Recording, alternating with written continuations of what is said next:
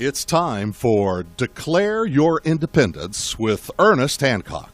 Believe me when I say we have a difficult time ahead of us. But if we are to be prepared for it, we must first shed our fear of it.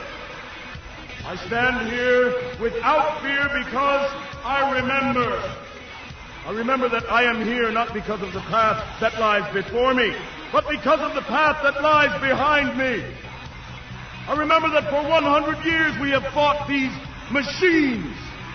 And after a century of war, I remember that which matters most. We are still here! Tonight, let us make them remember we are not afraid!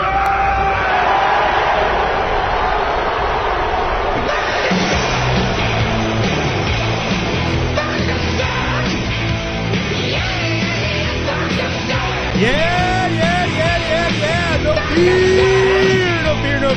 No fear here on Declare Your Independence with me, Ernest Hancock, from the Southern Desert. You know, it's going to rain today. It's going to rain. So, well, they say 98%, which means like 60. But what happens is it allows me to watch it while I'm sitting in the chair. And today we're doing shows all day. We're getting caught up on, stuff. And we're going to start off with Iain Davis. And we're going to be talking about a lot of things. I'll tell you here in just a second.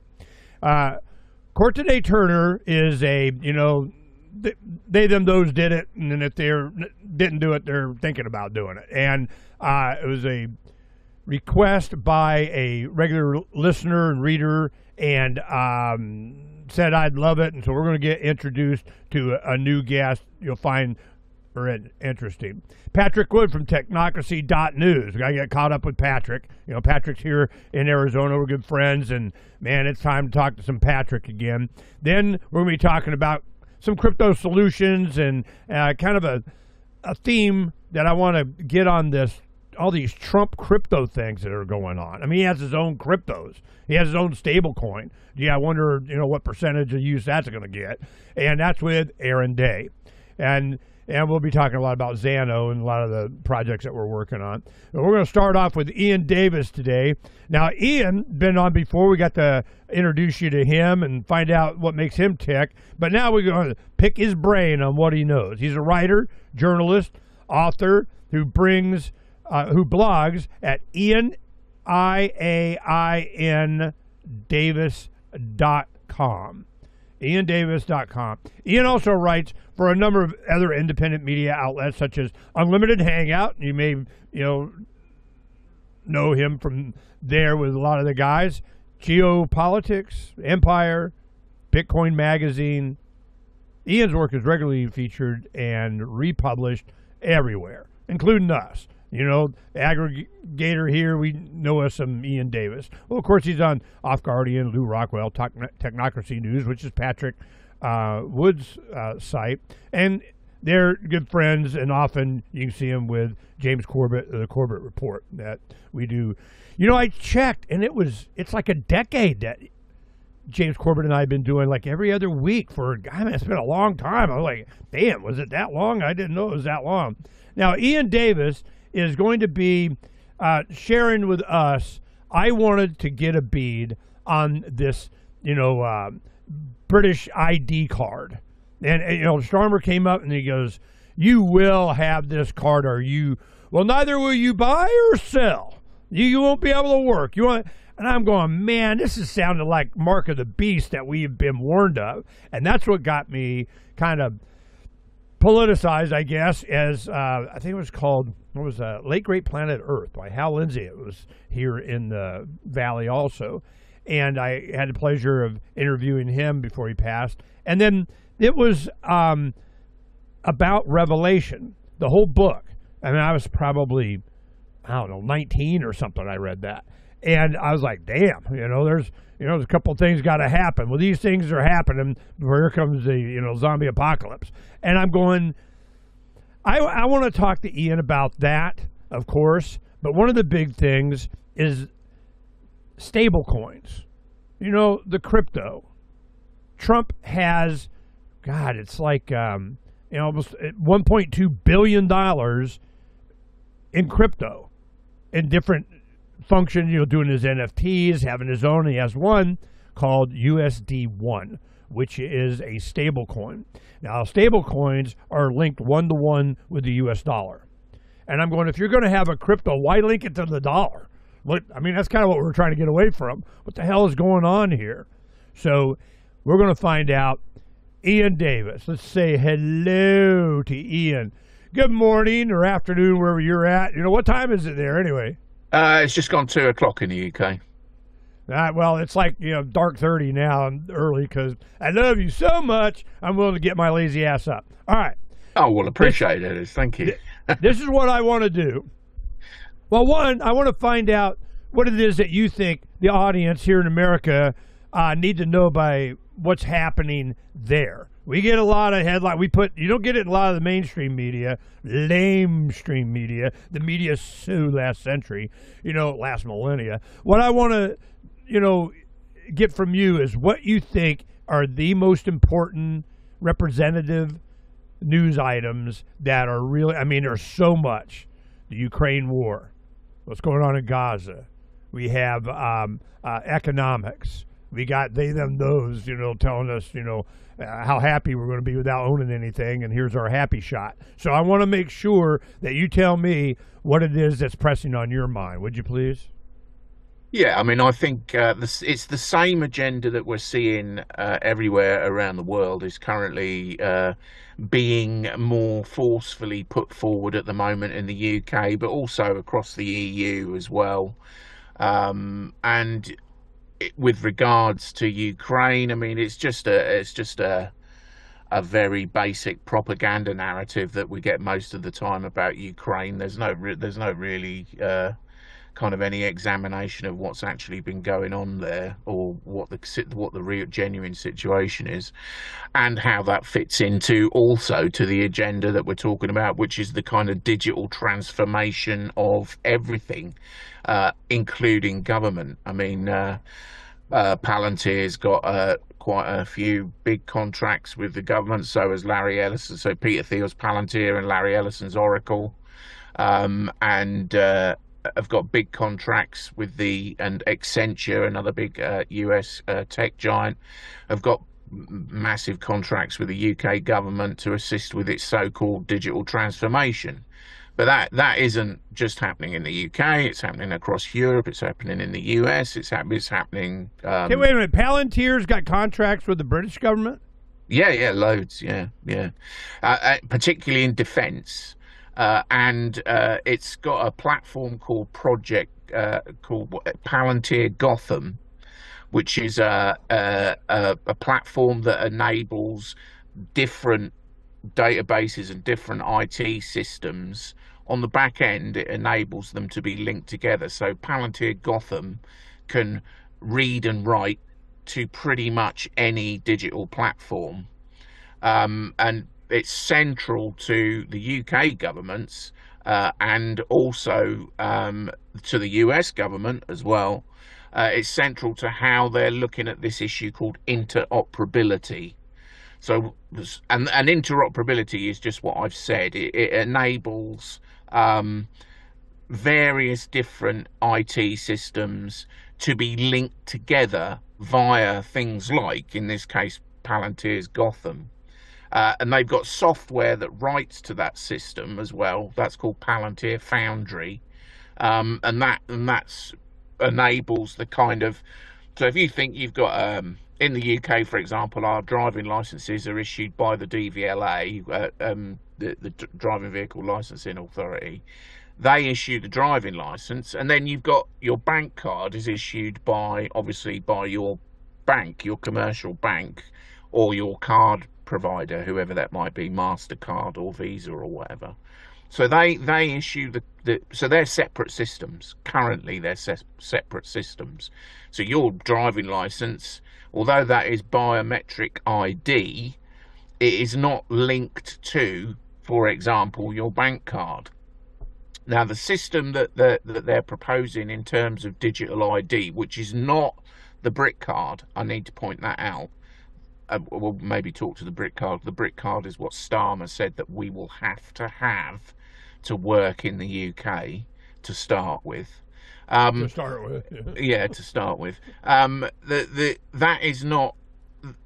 That is kind of separate to this other thing that's going on in the background, which is interoperability. So the point of things like Palantir Gotham is that it enables the state to access your DVLA IT system and simultaneously access your potentially, and not potentially, I mean MasterCard, for example, are a UK government partner. So it will be able to access that system as well, and that is how the system will create digital identity. Now, what they have rolled out, as I've written a couple of pieces about this on my Substack, which is iandavis.substack.com. I've written a couple of pieces about that, the fact that BRIC card makes absolutely no sense whatsoever, because it doesn't fit in with the system that they've already got in place. So the UK government has got a thing called One Login and gov.uk, which is part of its GDS, which is Government Digital Service framework. And it's also got an interoperability framework that it calls the Digital ID Attributes Framework. And that's all been set up over the last few years. I mean, probably over the last maybe about a decade or so, with the assistance of multinational corporations like Palantir, Oracle, Accenture. You know, these companies have helped to set this system up. Then Starmer, who is exploiting what is undoubtedly the very contentious, and you would say not without good reason, immigration political hot potato in the UK. Yeah, you guys don't like immigration, illegal immigration. We got a card for that. You know, that's what exactly. That's exactly what they're doing, and they're doing going to do the same thing here in the U.S. You guys, you don't like them illegal immigrants raping the little white children? Okay, well, you need to get a national ID. Yeah, you know, that's what's going on. And is that just by, I don't know, polling data or something? They get away with it? Is that really why they're doing it? Well, no, personally, I don't think so, because. Right, for a start, the argument that the government put forward for the so-called BRIC card was so stupid that it's hard to believe that the government would ever put forward that argument. They said that it was to stop illegal immigrants, essentially, from working in the UK, which would be a deterrent. But everybody that works in the UK has to have, legally, who works in the UK, has to have a national insurance number, which is not a digital ID system. But you can't get paid by an employer in the UK unless you've got one. Now, illegal immigrants don't have them. They're not given national insurance numbers. So they can't work legally in the UK because they haven't got a national insurance number. So digital ID won't add anything to that. The traffickers don't care about digital ID either, because by definition they make money because immigration for these people is illegal.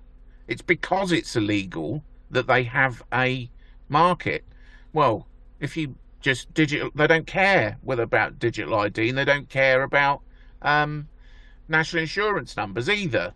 They know that the people that they're trafficking into the UK are coming here illegally. So by definition, they won't have national insurance numbers, just like they won't have digital ID. So that doesn't make any difference to traffickers either.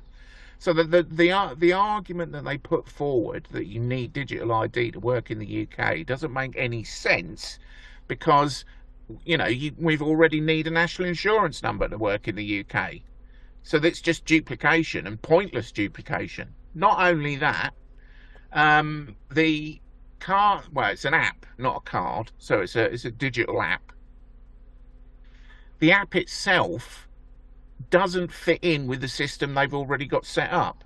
So the digital attributes framework, which they have got set up, that there are listed a number of companies that are accredited to issue digital ID products.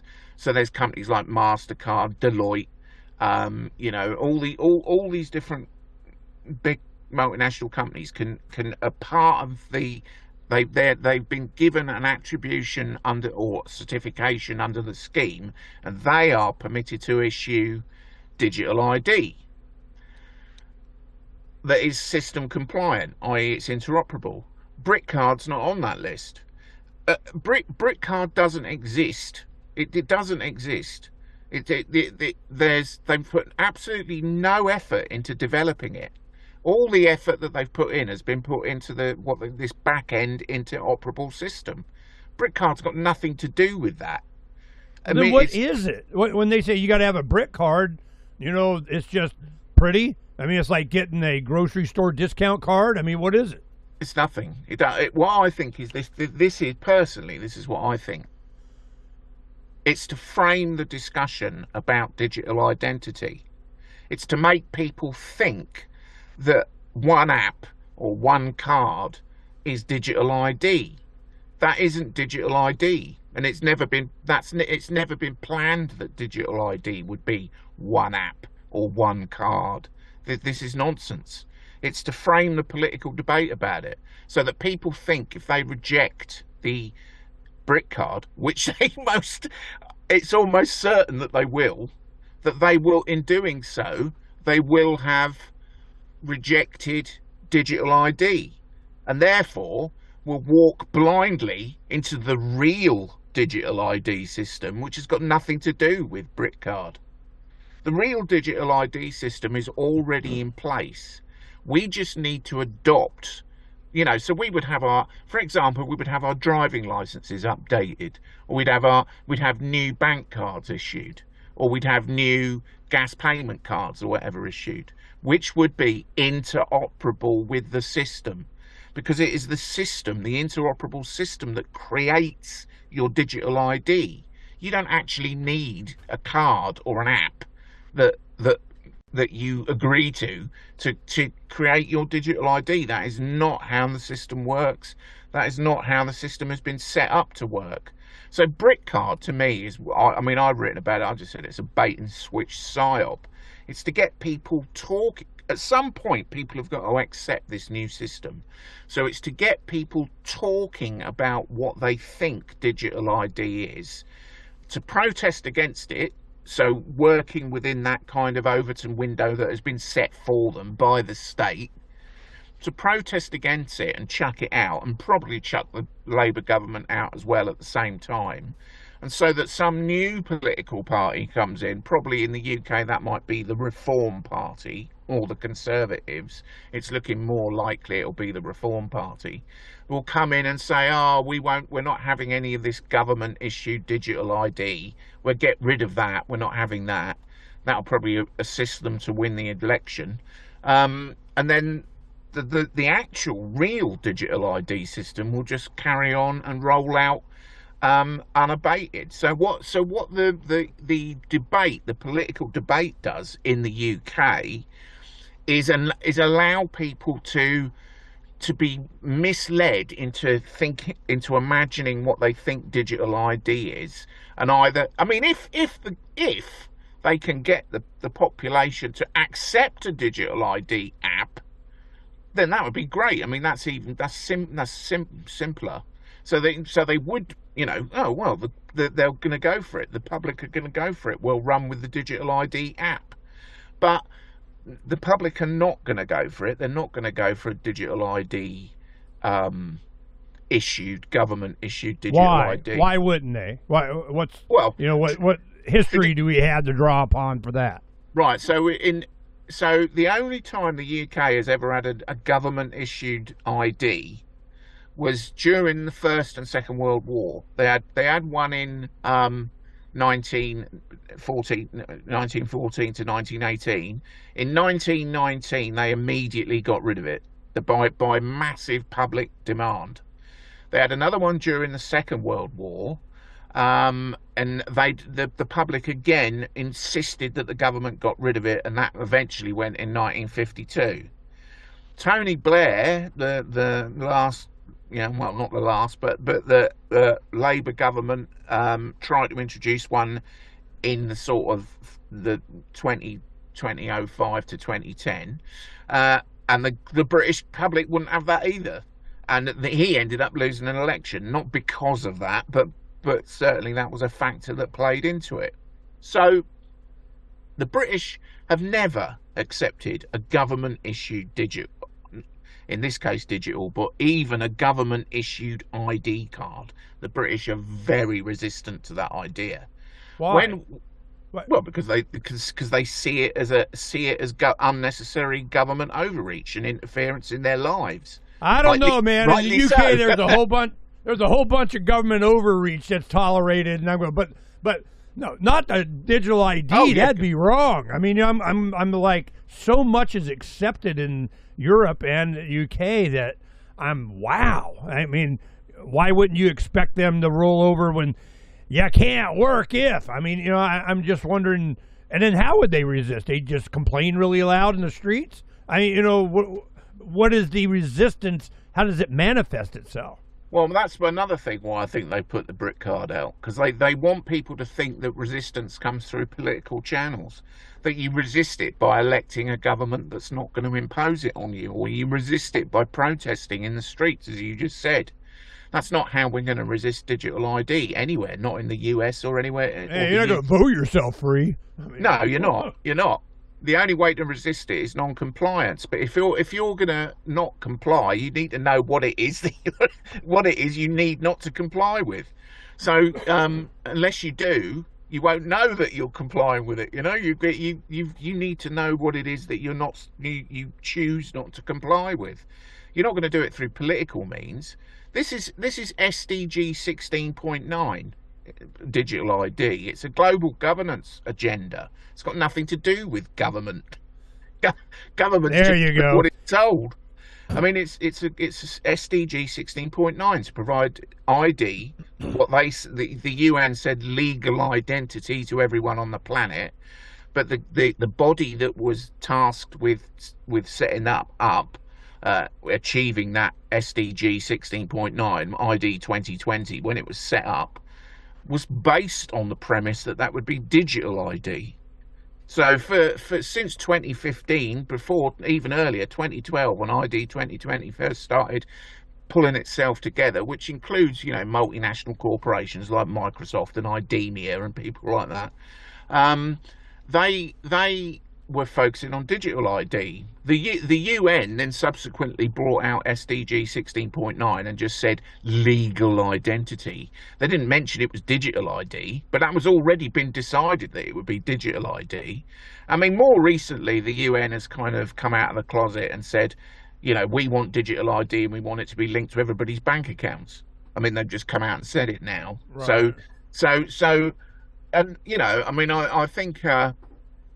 When in the UK, it's just quite comical. In the UK, there's a thing called government petition or government online petition or whatever, where people can sign a petition if they oppose something or they want the government to consider something. Now, normally, a petition gets about a couple of hundred, if the government are going to debate it, which they'll debate in committee hearing, they're not going to actually debate it in the Houses of Commons, but they'll debate it in a committee hearing or something. It's just nonsense. It's just window dressing to make you think that we've got some sort of democracy. But they normally a petition will get about 200,000 votes, maybe, if they're protesting against a particular policy or something like that. When they announced the brick card, supposedly, when they announced the brick card, the first day it got 2 million votes to get rid of it. It's now, I don't know what it is now, but last time I looked, it was 2.8 million people had signed it. So no, we're not having it, right? So there's no appetite for this in the UK. None. No appetite.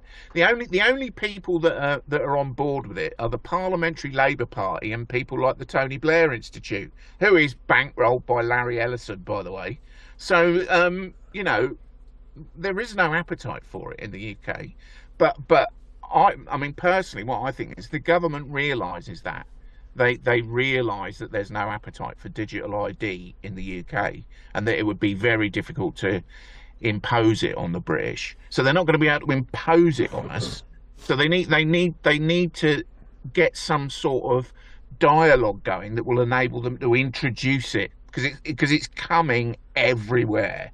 It's coming here, it's coming in the US, it's coming in Europe, it is everywhere.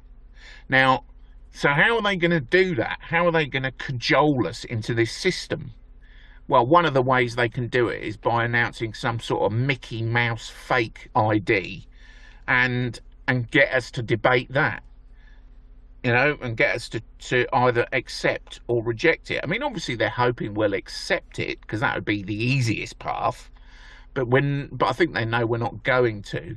And very, very interestingly, that Palantir Technologies UK and European, I can't remember what his official title is, executive director or whatever, is a guy called Lewis Mosley, who is the grandson of a quite famous Second World War British fascist called Oswald Mosley.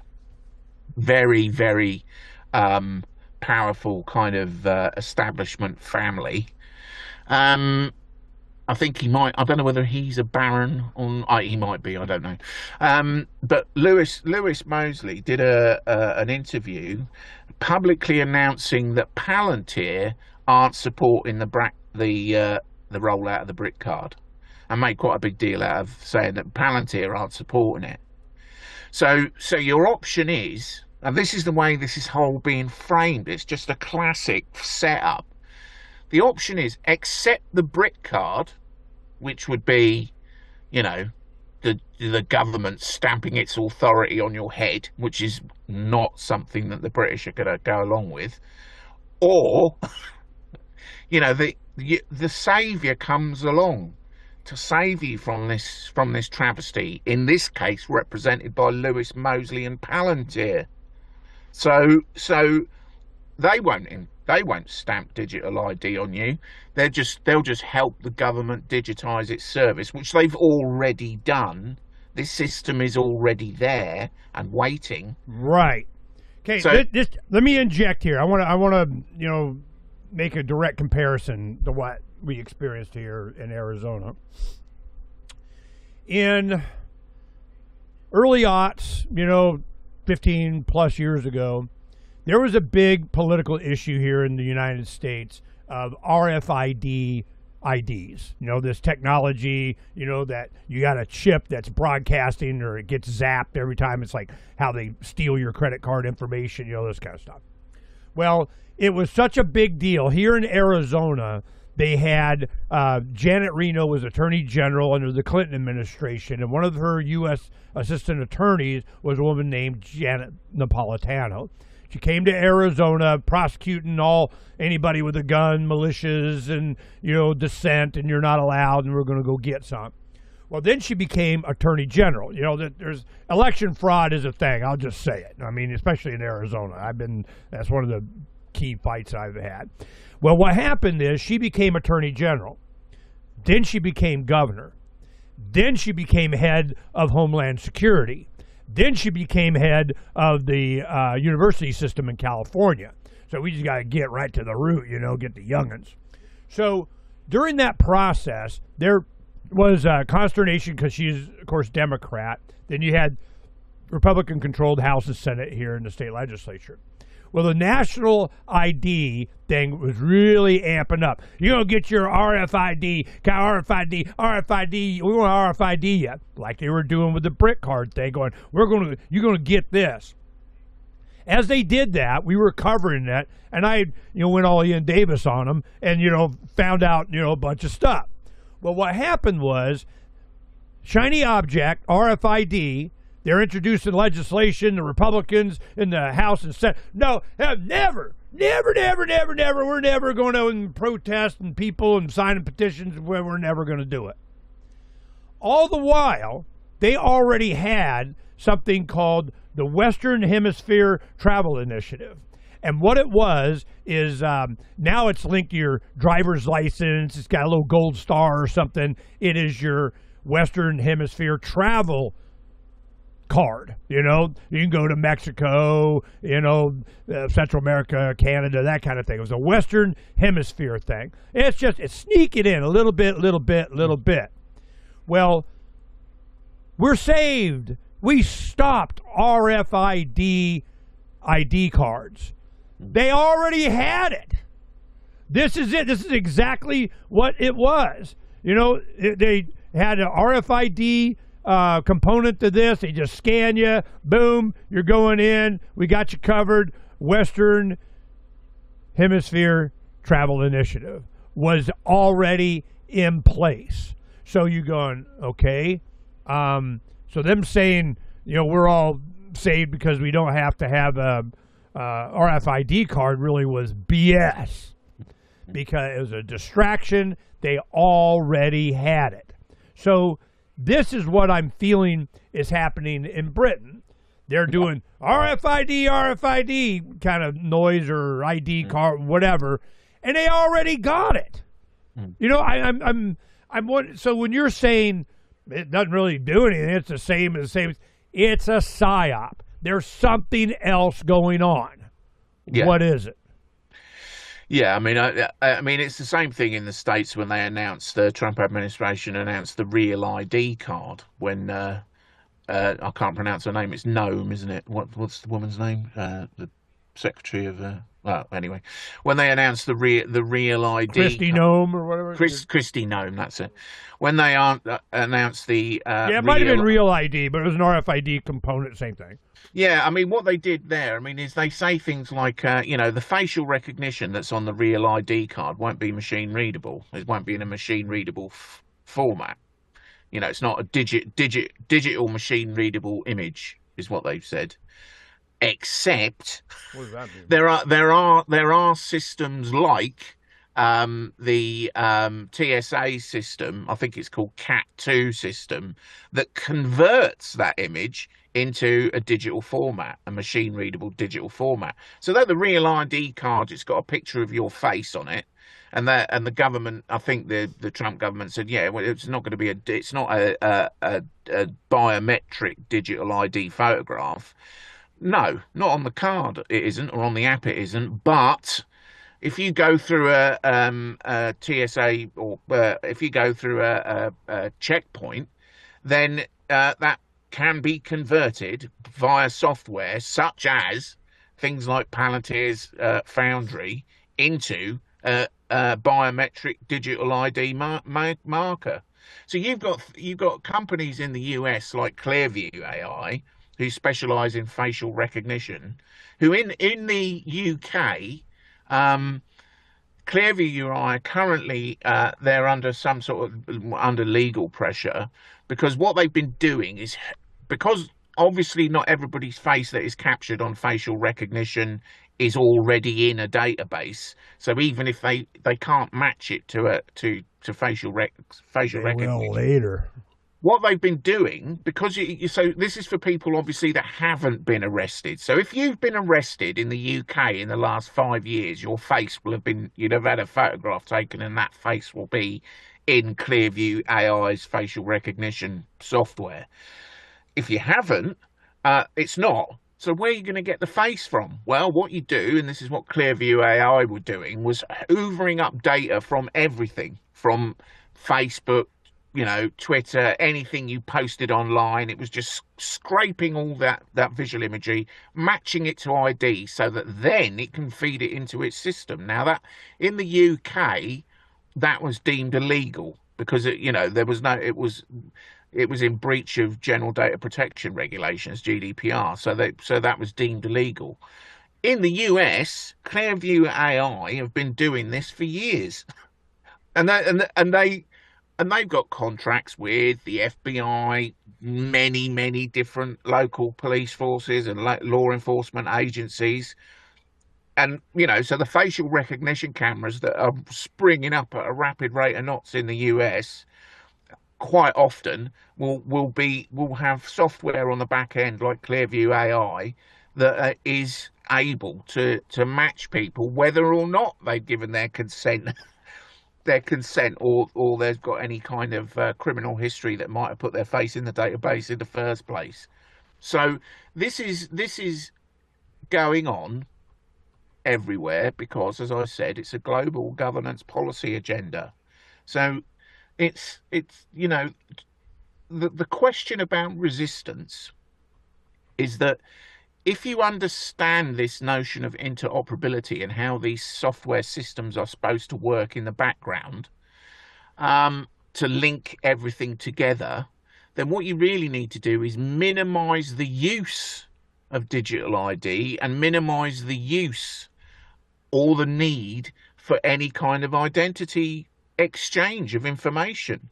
Now that's difficult in a modern society, and it does mean things like maybe not getting on flights, maybe having alternative to your bank, maybe these kind of decisions are the things that people would have to do in order to actually resist digital ID, because digital ID is coming whether you want it or not, and whether you vote for it or not. It is coming. So all this stuff, like in the UK, we've had this brick card thing.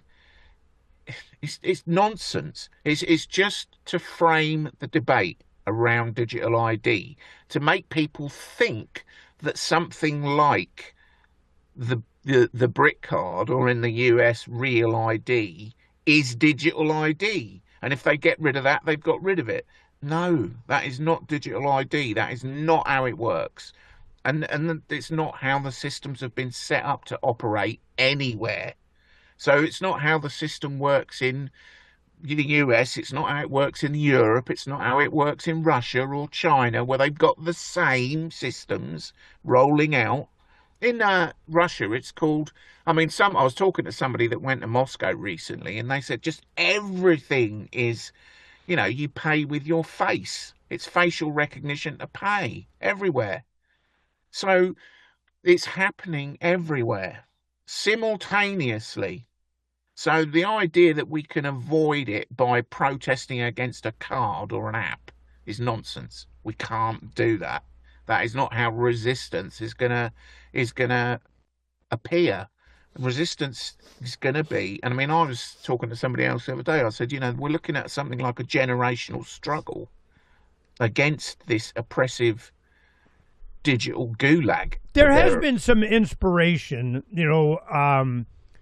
in the United Kingdom, and maybe Scotland, Ireland, probably more. I don't know, but the downing of all the video surveillance cameras, them going after, and the 15-minute city thing, and all that kind of stuff. No, that's been good. That is, interesting that happens. But I want to paint a picture. I've been doing radio since '03, and activist since the late '80s. Young, stop lying to me, guy. What happened was when they had the CCTVs starting to get in the United States. Oh, they're before everybody had a Ring camera pointing out front. It was getting to be, oh my God, there's 10,000 in Chicago, in New York City, there's 20,000. It's like a gazillion in the United Kingdom. And I go, it's like, 4 or 5 every corner. It was just ridiculous, to tens of thousands of cameras. Then you go, all right, well, and the benefit is what? Well, to get an idea, I pulled this up, that you have the landmass of England is about the size of Michigan or Oregon. It's not that big. Here they got like Virginia, whatever. You have the population is about 60-something million, 67 million or whatever, which is like 1.5 Californias, or it's significant. It's a third the size of 2/4. It's like a fifth the size of the United States or something. But it's all crammed into one state. Now, even though you have a countryside, it's really much denser in the United Kingdom than it is in the U.S. So you put a camera on a corner, you get a lot higher percentage of people, okay? This is my point, is that you are surveilled enormously. And I'm going, one, why? To what end? What's the benefit? What's the not benefit. And they want more. We need more surveillance. We need more of people that are dissenting. We need more. And they're not going after illegal immigrants or the criminals or the Muslim violence that's kind of, happening for whatever reason. They're doing, and I'm going, what do you say you do here, government? I mean, what is your purpose? In America, the reason this show is Declare Your Independence with Ernest Hancock is because the Declaration of Independence made it clear. When we go, no, I break with thee, I break with thee, I break with thee, and the whole purpose of government is defense of individual rights. If it doesn't do that, it's time to alter or abolish. It's your right. It's your duty. So I'm like, all right, sign me up to that. That's cool. What is the role of government in the United Kingdom? The mindset of the people there, is what? Make you behave, make you obey, make you good serfs, what is it? I mean, we still have this notion in the UK of the government serving as a public servant. I mean, a lot of people still have, think that. And they think that's grey people. Yeah, they think that the government is there to serve our best interests. And we have this, the separation of powers, that we consider that no one's above the law and all this kind of, in one sense, truth, but in another sense, total nonsense, because that's not how the system operates at all. And you've got situations where, this is a fundamental lie that is told to the British people that they're unaware of. We are constantly told that we don't, in the UK, that we don't have a written constitution. So therefore, our constitution is made up with the, various different acts, like the 1688 Act of, it's a sort of mishmash of constitutional legislation that's happened over the years. But we do have a written constitution. It was written in 1215. It's called the Magna Carta. That is an actionable constitution of what is now the United Kingdom, then England. So it's things like this.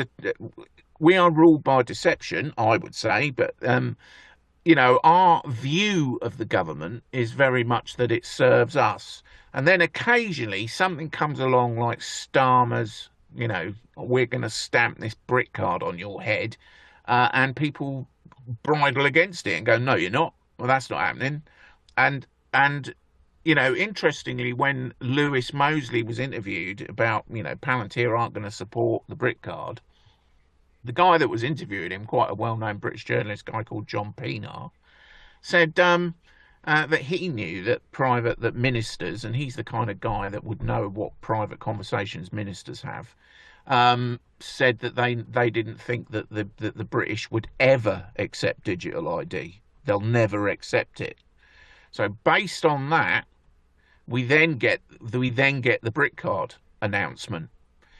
A brick card which doesn't exist, and if you look, it's not part of the system. This thing has just almost come out of nowhere. I mean, there was some research that was done on it a few years ago, and people like the Tony Blair Institute are pushing it, but not a bit half-heartedly.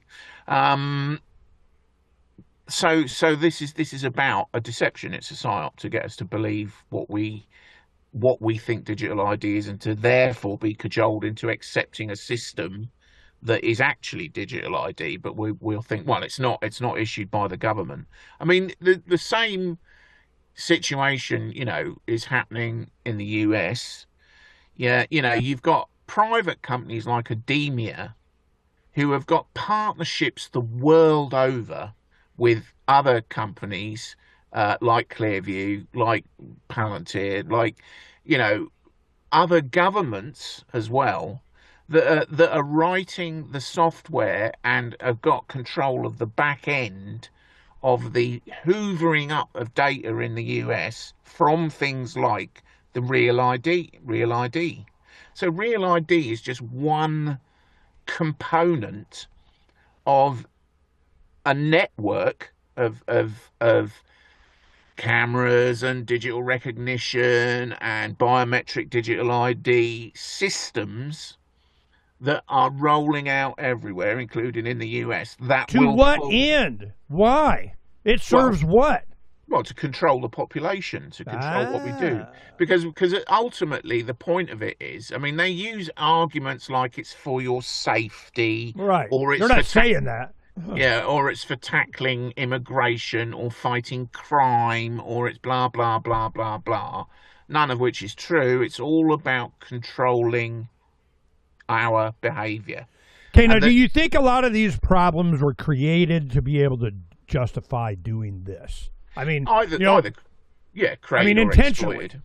Yeah. Well, I mean, not don't let a good crisis go to waste kind of thing. Yeah. Create a bunch of crises so you can, not let them go to waste. A lot of this, you look at like the immigration and you go, what the hell is going on? Well, we got to get a voting block. Well, can they vote? Do they have ID? You're saying, these illegal immigrants coming in the United Kingdom without the proper ID that they can't get, they can't work. So are they stealing? I mean, what are they doing? Slave labor. It's part of the slave labor market. That's what they're doing. Same in the US, isn't it? I mean, all the people that are illegals in the US that are working for less than minimum wage. That is actually a massive part of the economy. Well, I'm with when you say that people are resisting, no, hell no, we're not going to get your ID. Now, of course, all these illegal immigrants don't have it, and they're a plague on, and all this has happened. We'd absorbed something the British Empire had, freaking everywhere. I mean, you wanted to find every, nationality, go to London. But it was, it's like an intentional invasion to do something. And when the Trump administration came in, I'm a libertarian. I don't care. I'm more open border guy, but not an open invasion. I mean, yeah, come on in. Okay, we'll check you, turn your head and cough. You don't have, tuberculosis or whatever, and peace be upon thee, and go. Everybody's free here. You made it to home base, whatever.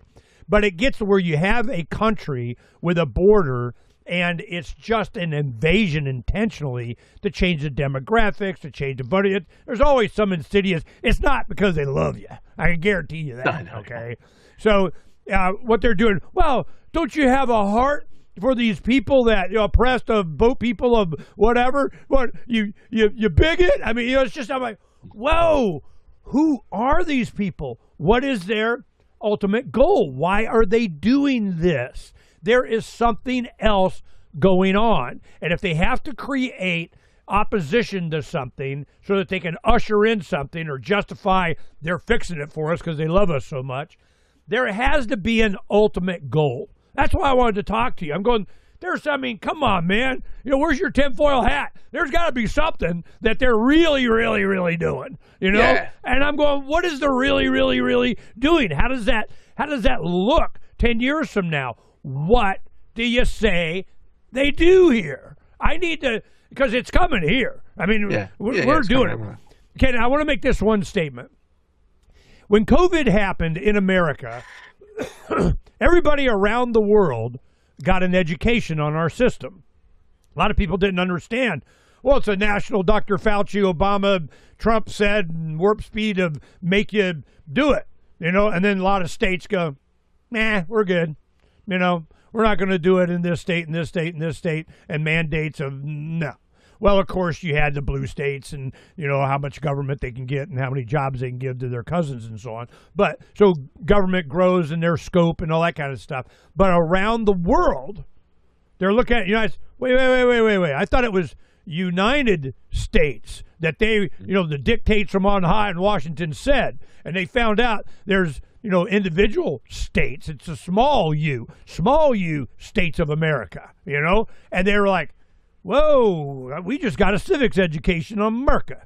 Yeah, some states, some people, we're like, no, we're not doing it. Well, when Trump starts coming in with troops in cities, you got to, do some mental gymnastics and juggling to justify bringing in the troops and so on, which, if we got an insurrection of funded foreign government, whatever, you can ration, but they're always rationalizing taking more central power and forcing but it's always for what you demand. I need more federal government. I need them to rule my life. I need them to surveil all I remember in like 2006 or something, we had a Freedom Summit, and the big argument was on immigration. We had Jacob Hornberger, Future Freedom Foundation, Frosty Wooldridge, and some other guys just going at it. We got to have a national ID card so everybody knows we're not from Mexico.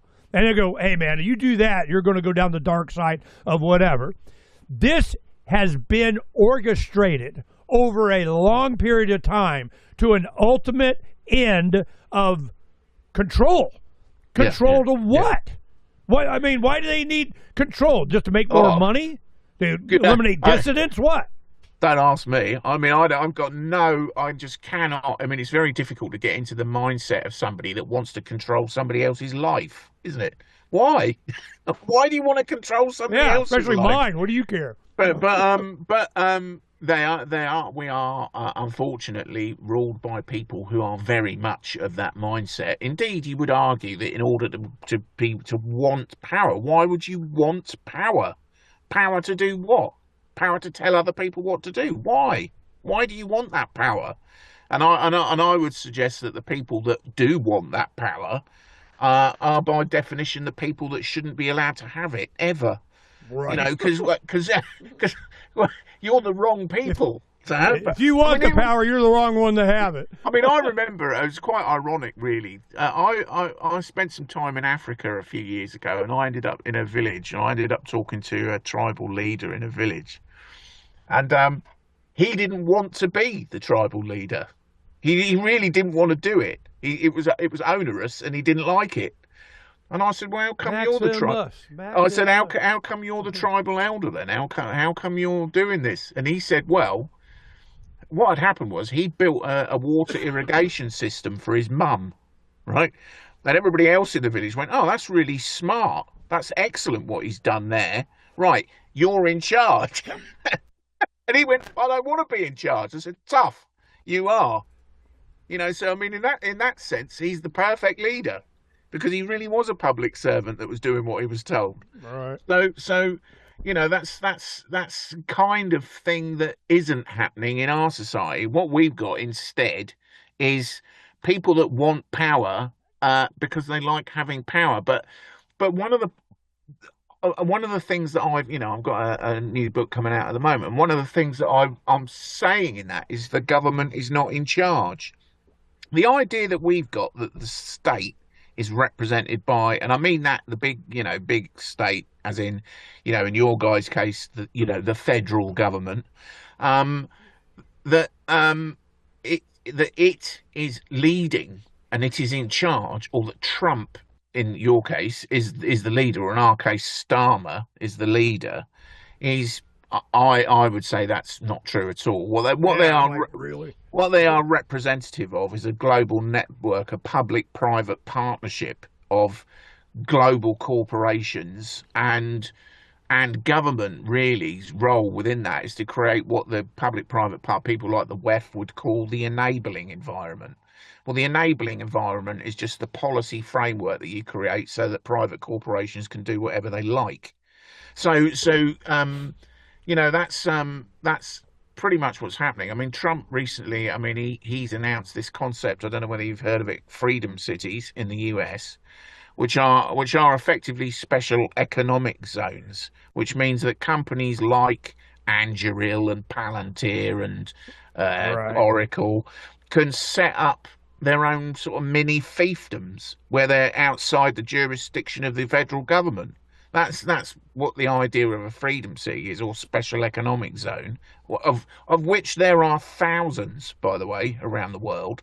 So this is the trajectory we're moving in. But obviously, in order to have real power, you need to be able to control the behaviour of, if we think about what I would call the parasite class, but we might refer to them broadly as oligarchs. Think about what David Rothkopf said about 10 years ago about how many people were in what he called the superclass. He said 6,000. So if you think you've got 6,000 people on Earth that wield the kind of economic and financial might that enables them to tell governments what to do, they're faced against 8 billion of us. So there's 8 billion of us and a few thousand of them. So in order to survive and to get what they want, they really need to control us. And that's exactly why they're erecting around the world this digital panopticon. That is precisely why they're building it. And any notion that you're told by your government representative that that it's about your safety, or it's about your welfare, or it's about keeping the country safe, or fighting crime, or whatever, is rubbish. It's about controlling your behaviour. And ultimately how that will be achieved is by linking your digital ID to digital currency. Because once they control the money that you spend, how you spend it, where you spend it, what you buy, who you buy it from, which is precisely what this global system is that they're creating around the world, simultaneously everywhere, that will mean that our behaviour can be programmed. So, for example, you won't be able to buy certain products because you've said something online that your overlords don't like. So they'll just literally program your money so that it doesn't work for that thing. So if you think about what happened in the truckers' protests in Canada, where the Canadian government had to liaise with the private banks and the insurance firms to try and put the truckers out of business, they needed legislation. Emergency legislation, in order to do that. So it was quite a complex process for them. But they did it. But they did it. Right, but it was quite a complex process. Well, in the digital world that they're creating, once we've got digital ID, and once that digital ID is linked to our digital currency, they won't need to do any of that. The AI will automatically seek you out and decide that you're not allowed to insure your truck because you've been protesting. So you'll try to insure your truck, but your money won't work. Your money will not function for that purpose because it has been programmed not to function for that process, for that purpose. That is the future that they are erecting everywhere now. This is one thing when crypto came out, and it's a long story. I delved into that quite a bit, and like we'll be talking to Aaron Day later. Vitalik Buterin, Andreas Antonopoulos, Roger Ver, Eric Voorhees, all these guys are regulars on the show. And I could see that programmable money was it. Trump, we love us some Bitcoin now, and you can use, as long as we can track it. Well, they have the ability now to be able to track every purchase. They're coming out with a credit card that spends crypto. Well, that's that's going to slide right into whatever. We were talking about how many gazillions are, and it reminded me of Larkin Rose's video he did, the tiny dot. Here's the American people's hundreds of millions of whatever, and you got this little bitty dot. We rule you. Well, is there ever a time that it's usually a big break? Something like the Declaration of Independence. Yeah, I break with thee, I break with thee, I break with thee, and I throw dog poop on your shoes. So we're broke up. It has to come to that. But what you're talking about is they're setting up an infrastructure that you're never going to be able to get away from. And when you go into the airport now, I don't fly that much anymore, but now it's like you go in, TSA agent, I need your boarding pass and ID, and stand in front of this camera. Mm-hmm. Well, a lot of people don't know. I always opt out. I never go through the scanner. Yeah, it's a long story, but I just, nope, you want a private room? No, everybody gets to see. Feel me up, man. It's my favorite time. I got to take, a hit off a dude before I go to the airport so I can enjoy myself. Yeah, woo, feel me up. I mean, sometimes I've been, big guy in Philadelphia, he wanted, until I feel resistance, how my heels came off the ground. I was like, holy crap, man. They were searching. So this is really, I remember we had Ron Paul came to Arizona one time. First time he had got, the feel up. And he was like, oh, hell no. This is, man, no. And he went off on it. Well, this kind of ritual that you go through, I saw it happen during 07 to 08 when they were doing this TSA thing, and you had a young couple, they're probably in their 20s, they had little kids about 2 and 5 or something like that. They're getting wanded. They're going through, oh, you do this for the nice gentleman, and you participate, and you do, and I could see the psyop. They're, what the hell are you doing? I remember one time, a good friend and his young daughter, she was about 10 at the time, they wanted to separate them. No, you got to go. To go. The hell you are. No, we're not separating me from my kid. Man, this is Nazi stuff, man. So I'm going, okay. What do they have in store for us? Well, they put this camera right at the TSA thing. Stand over here and I go, no, I opt out. Yeah. Okay. They don't know. You don't know that you can, not that it matters. They got 50, you go to like Houston airport, they have all these benches where people go and charge their phone and so on. They got a hard fixed tablet that's sitting there you can use and do different. Every one of them has a camera.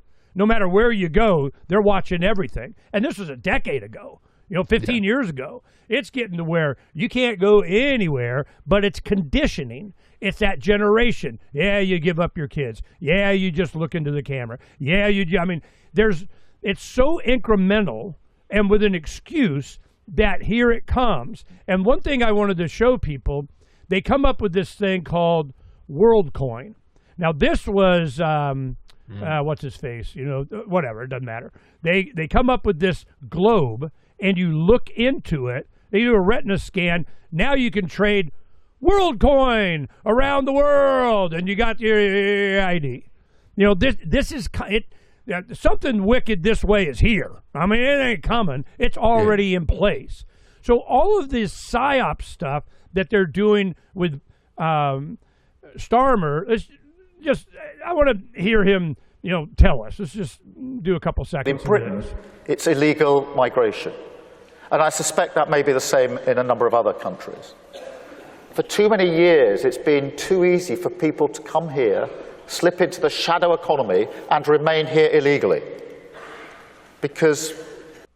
like they care. Yeah. So he's going to justify you got to have the card. We created this problem, and now we've got the solution. It's Hegelian dialectic crap. But just think about how stupid that argument is that he's making. They created the problem.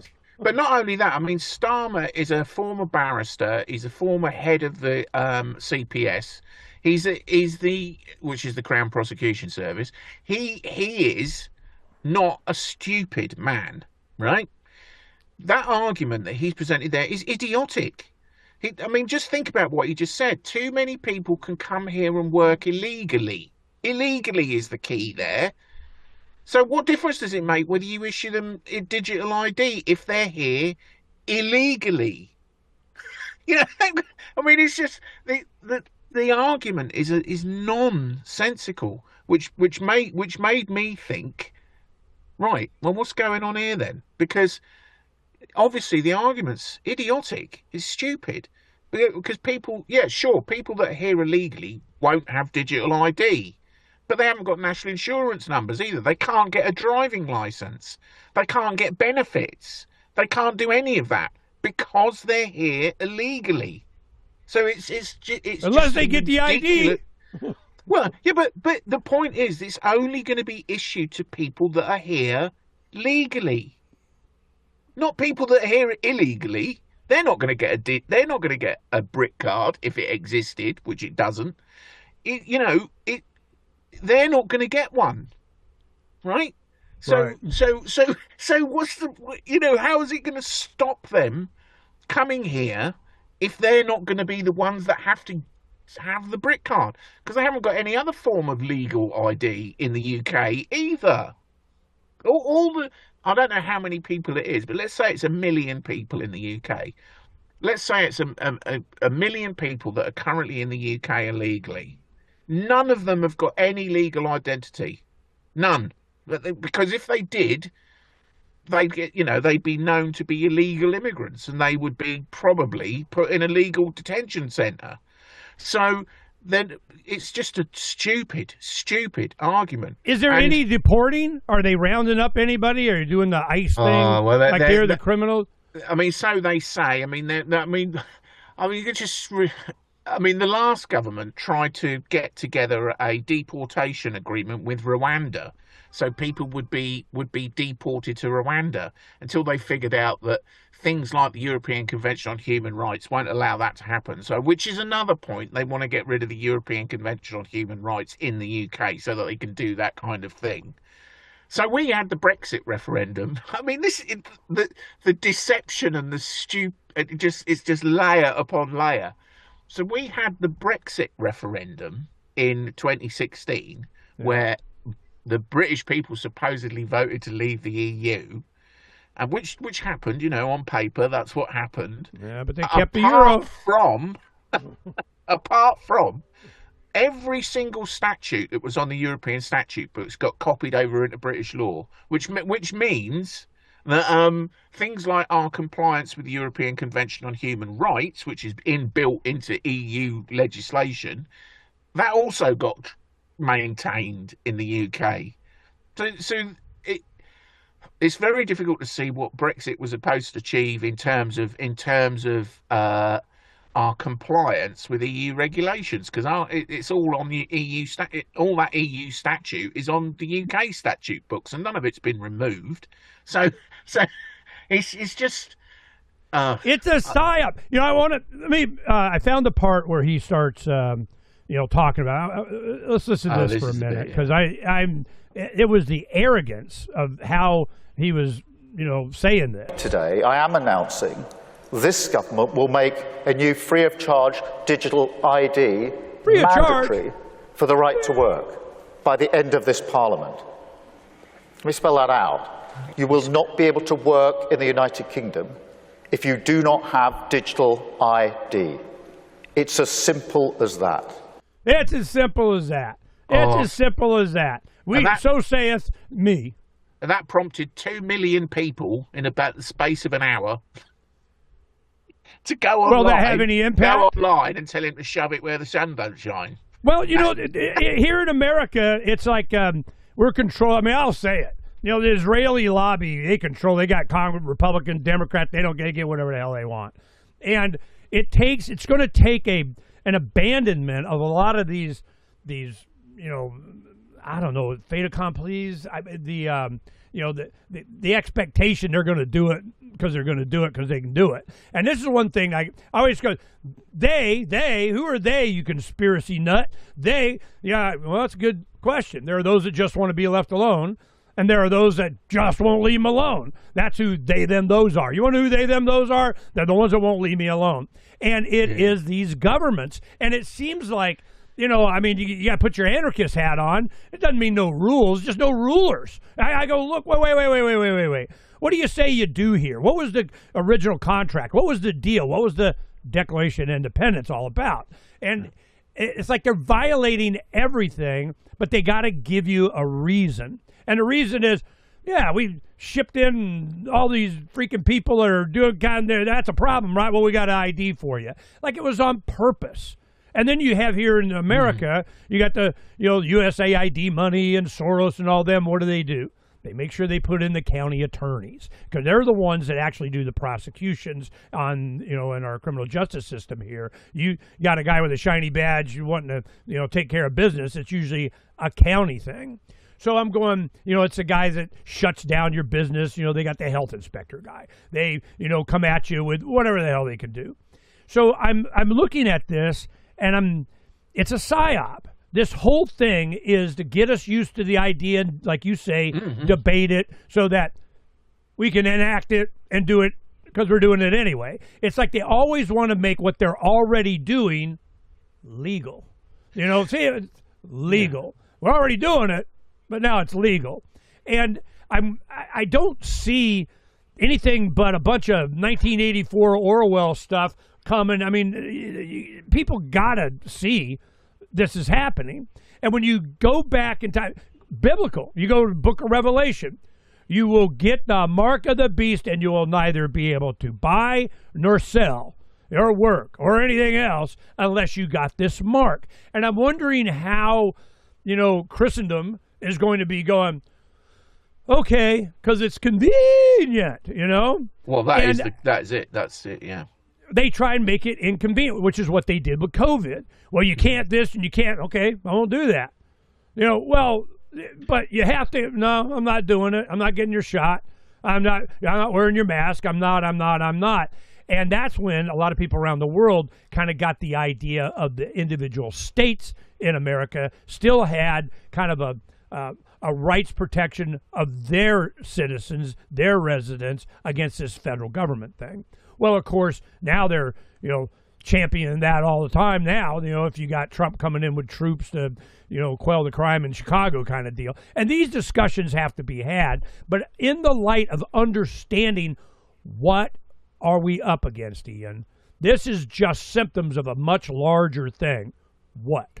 Well, yeah, I mean, you mentioned Larkin Rose earlier. I mean, so I don't know how many people have read The Most Dangerous Superstition, but I recommend that everybody does. Right.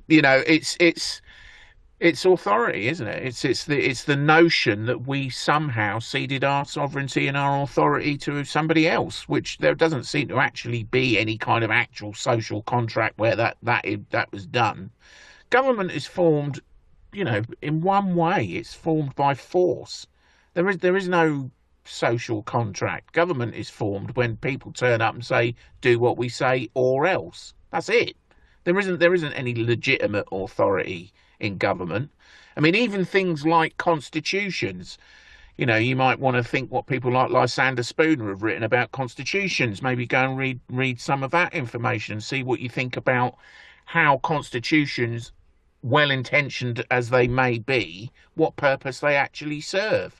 So, I mean, and I'm, this is to say the same in the UK. You go back to 1215 when we had the Magna Carta, when that was first written. Why was it written? It was written because we had a government that was, at the time, a king, King John, that was running around the country, him and his mates, just killing people indiscriminately and robbing them. So how do you, the lords decided that they wanted, or the barons at the time decided that they weren't going to allow that to happen, not because they were opposed to it, but because they weren't getting their cut. Right. So this is how power operates always, everywhere. Power operates because people claim that they have a legitimate authority to tell you what to do. Now, funnily enough, if you look at things like common law systems, which you've got in the US as well as we've got in the UK, they don't have it in Europe. They've got a different type of legal system in Europe.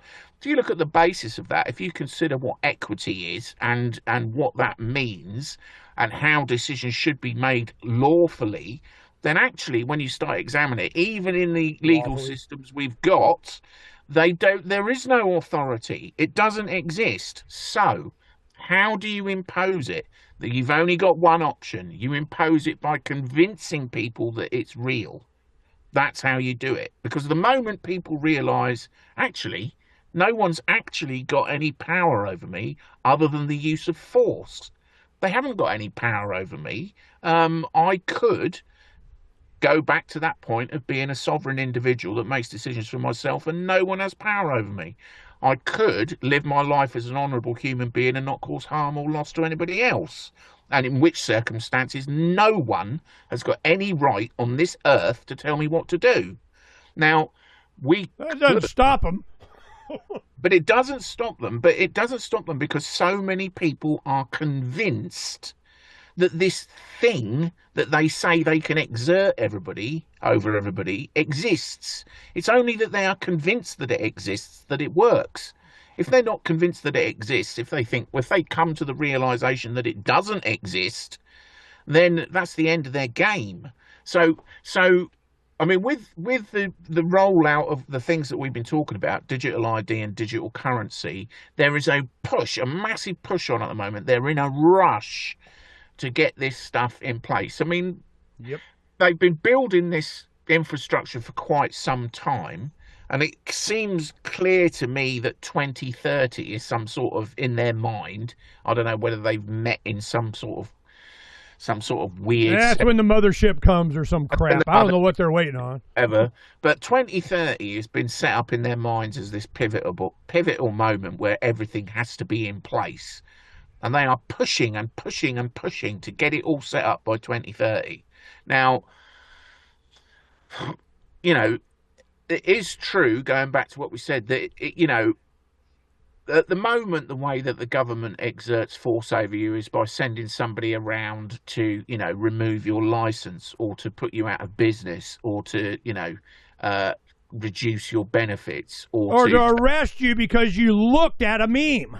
Yeah, I mean, come on. Or to arrest you or something. I mean that whole thing in the UK as well about the people that have been put in prison because they were saying things online that were questioning the government. I mean, that was going around. That's been going around. That's not true either. You cannot, in the UK, put someone in prison because they said something untoward on the internet about the government. The legislation that have put people in prison... But they do anyway. Yeah, well, the legislation that they've used to put people in prison is the Public Disorder Act 1986, predominantly. Now, that means that's what we used to call incitement. So that means that you have to say something that causes somebody to commit a criminal act. Now, that is a crime in the UK, and it's always been it's been in the crime in the UK for, you know, 100 or more, 150 odd years. So what the government did was start applying that more rigorously to people that were posting memes on Twitter. Now, that they hadn't changed anything. There's no new system that suddenly makes it impossible for you to criticise the government online. It's just that they had a drive and a push to make people think that that was the case by tightening up on the way that they applied existing laws that already existed. It wasn't a new system. That's how they banged up so many people for quote unquote saying things online, when actually they've been banged up for inciting violence.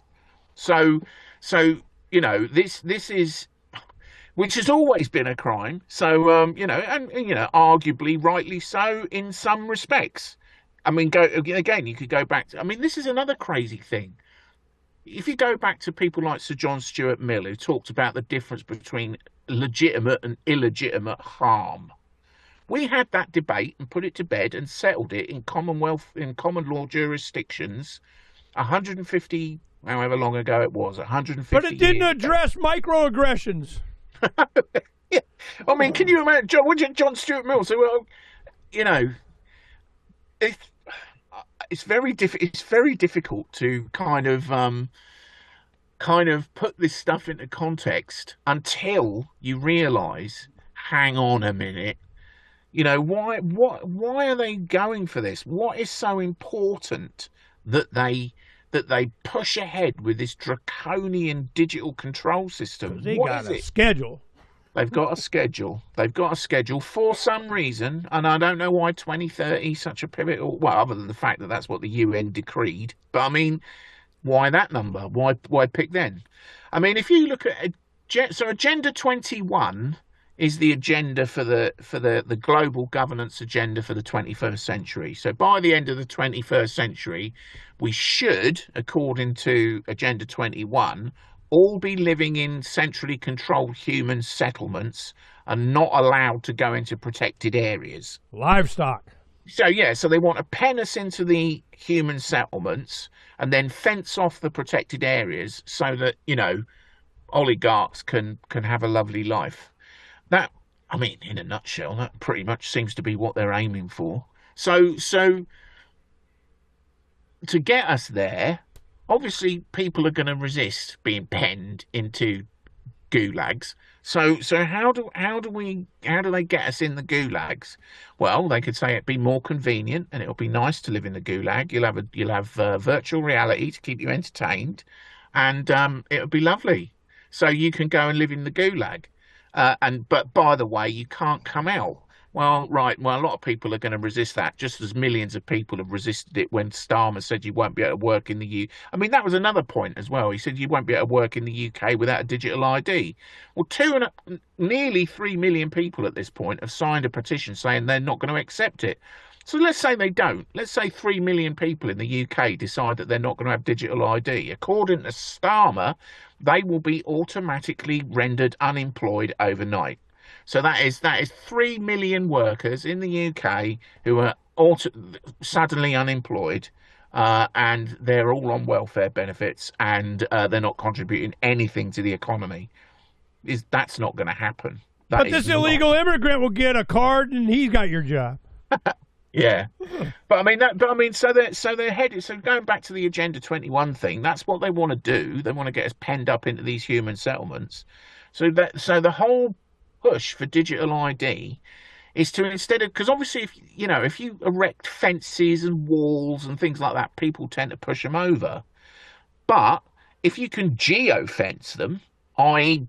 lock them up into an area because their money doesn't work outside of that area, so there's no point leaving it because they won't be able to buy or sell anything, that'll work, because then they can't go anywhere else and live, because they're geo-fenced into a specific area, because that's the only place where their money will work and their digital ID will work. So that's the kind of system that they are trying to establish. And for some reason, they seem to be in a bit of a rush about it. But the economy is going to go. There's going to be this great reset. This is what the great reset. They got to make sure it resets to they get their cut. This is we'll get into the crypto and all the Trump crypto stuff. This is worldwide. Now, one thing I wanted to give some props to Larkin is that this. We promoted on the site Jones Plantation.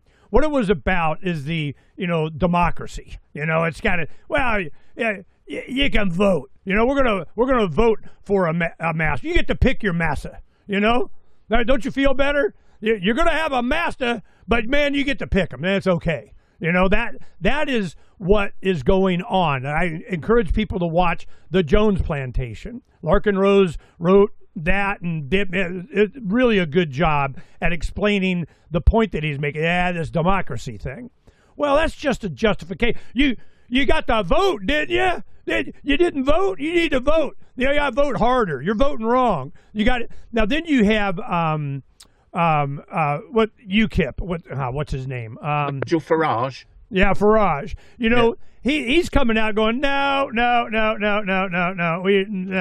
And is he getting support? Is there going to be an election? They're going to change the House of Commons? What's the future on this? Starmer comes up and said, nope, done, decided. By the end of this year, this Parliament is going to get over it. Here it comes. Well, so he says. I think the thing is, and the Reform Party, who Farage doesn't lead anymore, but he's still he's very influential. Does he lead it? I don't know. To be honest, I don't really follow party politics very closely. Thank you. I think he's got something to do with it. He says stuff, doesn't he? Says stuff. Yeah. So it looks like, if you believe the opinion polls, that Reform have look like they could well win the next election. So Reform have come to the fore because of their stance against immigration and so forth, and their stance against government overreach, and that they believe in smaller government and blah blah blah. Now, so they are probably not going to offer a government-approved digital ID, which will be the reason why, in some cases, people will support them. But it doesn't really matter, because the digital ID that is on the table, it's not real. It literally doesn't exist. So, I mean, it hasn't been put out. The brick card has not been put out for either market or public consultation. Yeah, it just hasn't.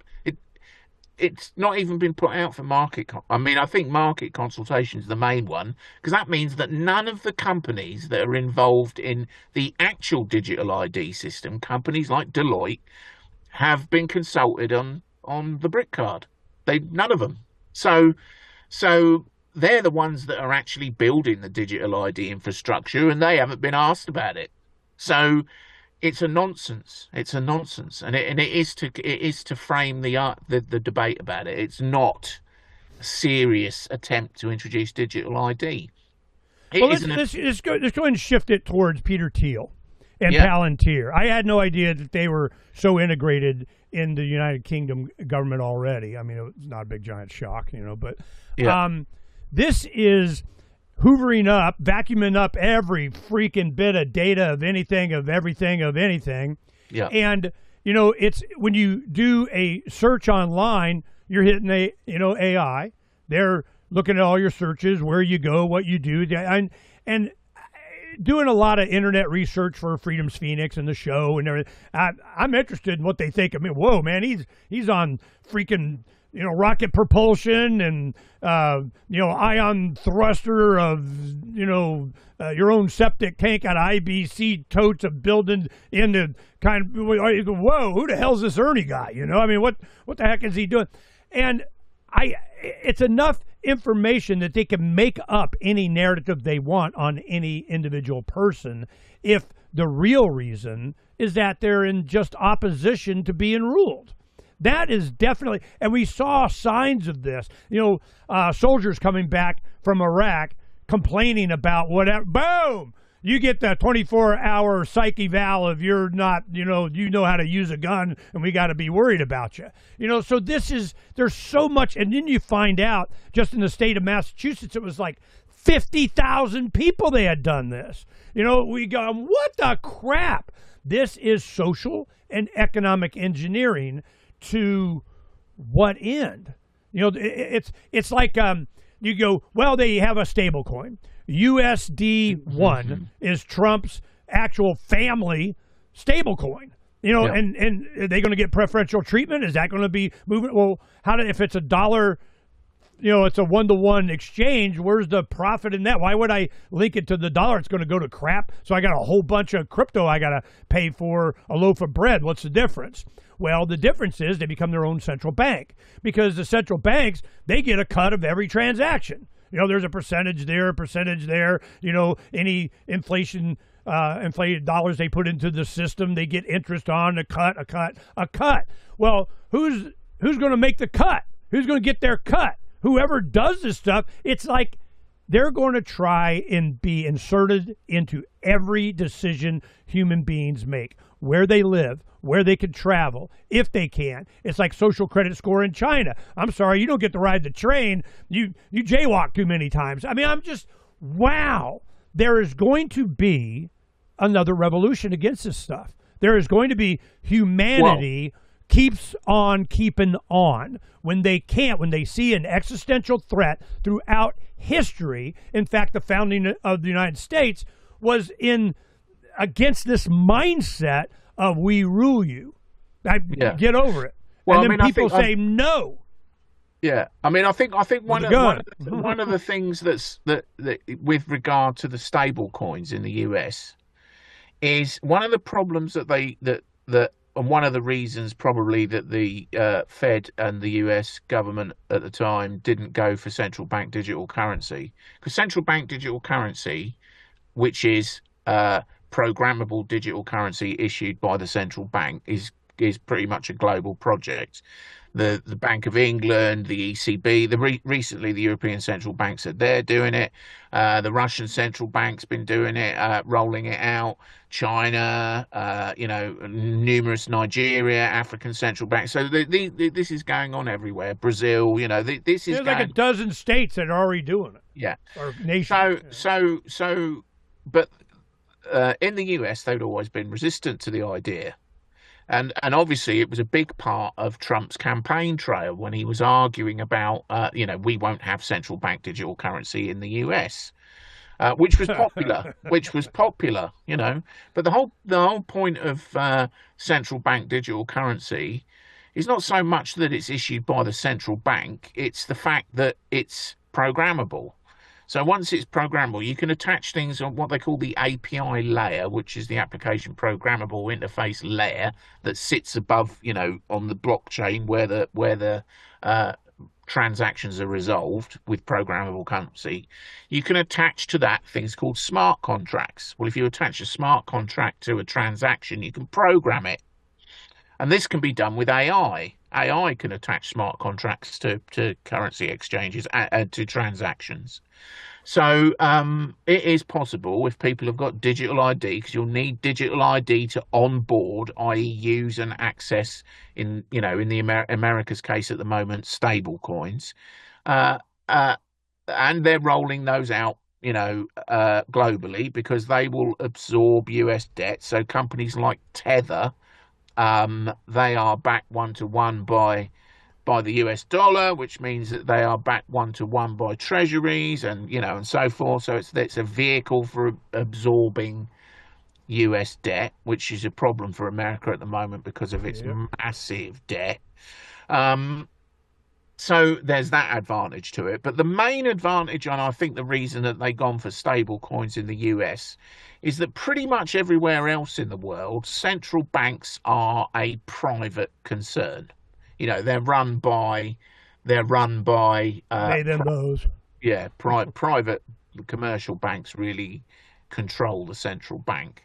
Now, the same is true to a certain extent in the US. So if you look at the Fed, if you look at the most powerful part, which is probably the Federal Bank of New York, and then you look at who's got the kind of controlling influence over the Federal Bank of New York. It's JP Morgan, Chase, Citigroup, people like this. They've got control over that. So it's pretty much a private enterprise in the US as well. But I care not what laws are passed as long as I control the money. Exactly. But the thing is, Congress still, in the Constitution, in the US Constitution, the right to quote unquote to coin money, as in to produce a currency, is overseen by Congress. Congress still has control of that, theoretically. I mean, it's not a power that it exercises ever. And who controls Congress? Well, and it should be, but it should be theoretically, constitutionally speaking, it should be the people.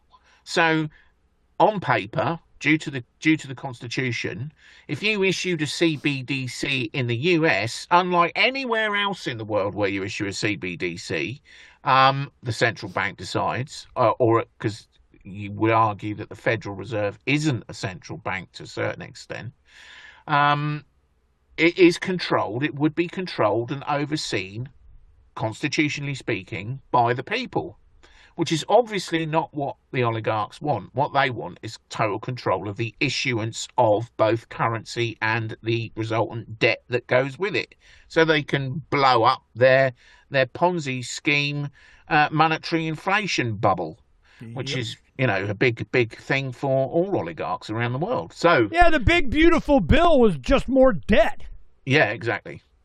So, but they can't do that with CBDC in the US. So, how are they going to do it? Well, we'll get private companies like Tether to issue stable coins, which we will call, if you look at what the Genius Act has done, although they will be backed 1-to-1 by the dollar, although they are called payment stable coins, although they are designed to be interoperable globally with the entire central bank digital currency network that's being erected, they're not considered to be money in the constitutional sense. So they're not money. It's the money not money trick. So they are, in all practical senses, they are a proxy for the US dollar in every single conceivable practical sense. You will be able to buy and sell with them. You'll be able to trade internationally. You'll be able to use them as a de facto US dollar currency. That is what they are. But constitutionally speaking, and now legally speaking, because of the Genius Act, they're not money. So it says, right? So what does this mean? This means that companies like Tether have basically been given the ability to coin money without any government oversight whatsoever. So that's the trick that they've pulled off with the Genius Act in the US. Why? Because so that they can integrate this currency globally with the central bank digital currency that is being rolled out the world over, because they want to be able to make what they call cross-border instantaneous transactions in any currency and settle it on the central bank's digital layer. So that ultimately means the Bank for International Settlement and its unified ledger, where international settlement will take place.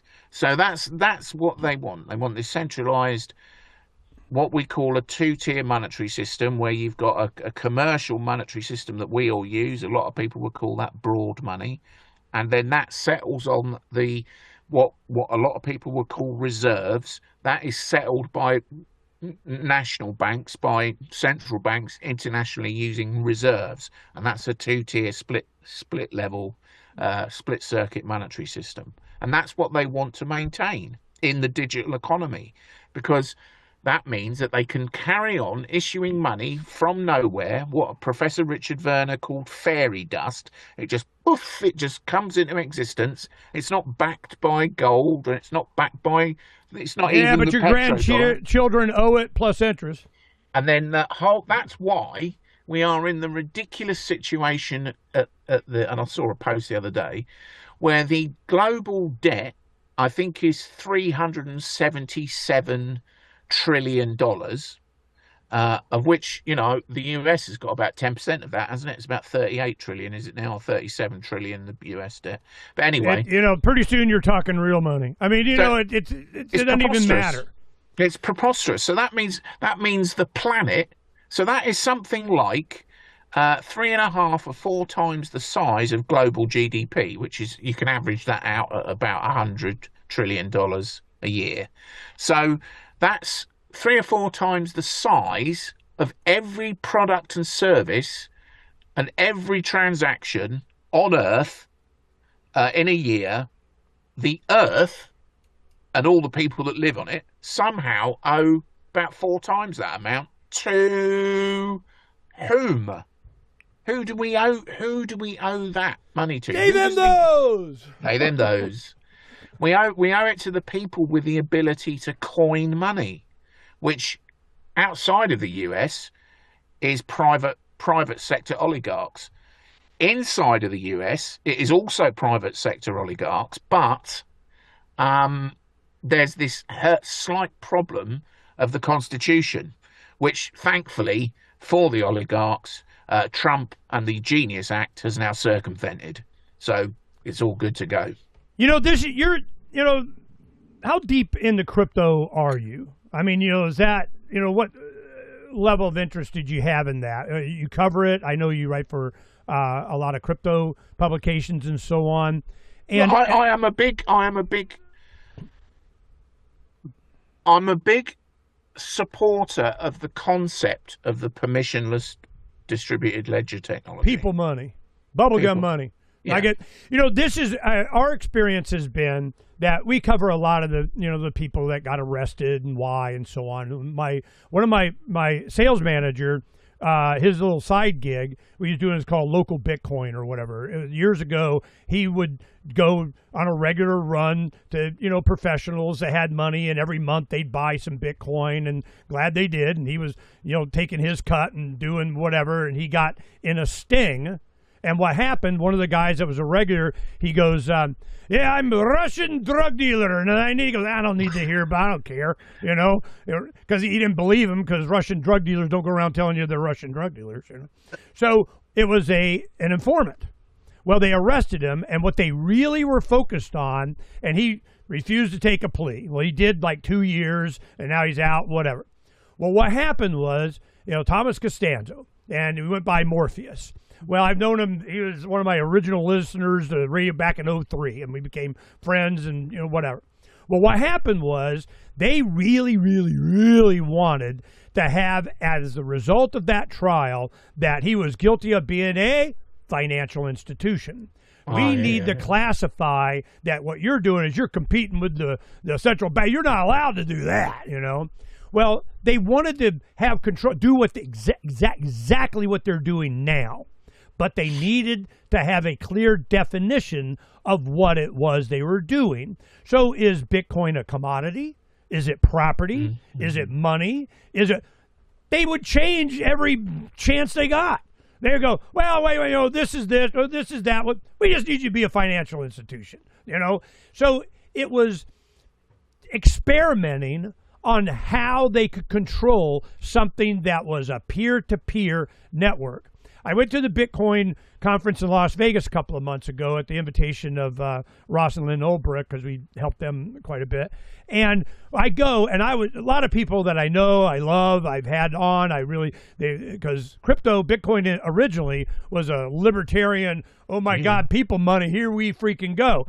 Well, then you find out that the developers, and here comes Blockstream with DeCastries funding whatever. Well, DeCastries is a big insurance owner of a gazillion-dollar company out of France or whatever. Well, he's in control of the developers of Bitcoin. And he was twice chairman of Bilderberger. And I'm going, well, and we're done. And here we go. This is what's coming. Yeah. So all these steps, all of this control, all of this, you got to have a permission slip. All this ICOs, you're not allowed to have people invest. You got to be a special investor if you got 5-10 million, net income, so that you can invest in to do what you can't do this. You got to have an initial of these guys, and the people can't invest or in an idea, concept of the future of that. No, hell no, because you might get rich and have a bunch of Bitcoin, and then what are you going to do with it? The first anarcho-poco that they had when I first met James Corbett in the flesh was down in Mexico. We're speaking at, whatever. Spot the Fed. There's always the Fed. They bring in the guys, and they had two questions that they kept hammering everybody on. And they, chat you up, and they got some hot Amerasian chick that's going to, ooh, you're so smart, you must lift. I mean, and I remember Luke Rudowski was down there from We Are Change, and he comes up one evening, I'm talking to her, and he goes, well, Ernie, she's the winner. Really? What? I'm sitting there. Oh yeah, what did I win? Oh, spot the Fed. You're the Fed. Yeah, you try going, man. If you keep outing all the hot Amerasian chicks, they'll stop sending them. I mean, come on, man. Because I was getting a lot of information, and it was two things that they wanted. How are you dealing with income tax? How are you dealing with your gains made on? Are you paying your taxes? And this is when you get Andreas Antonopoulos is going, oh, we got to be good guys. We got to comply with the law. Because why? They wanted it to integrate into a bigger system and a store of value. It was past being bubblegum money anymore. It's like, we're just all, Michael Saylor, woo, everybody sell your mortgage your house. Want to buy more Bitcoin? Make me more richer. I mean, everybody get, and then the second thing, well, now they got all these damn freaking anarchist libertarians with a bunch of Bitcoin, and they're making money. What are you going to do with that money? Now, of course, we were heavily involved in the Ron Paul Revolution. I'm the one that created the Revolution logo. Well, what happened was they were like, oh, what about Rand Paul? Ron Paul going to run against, what are you guys going to do with all that gazillion-dollar money? What they didn't realize is most of the people got, you're still voting?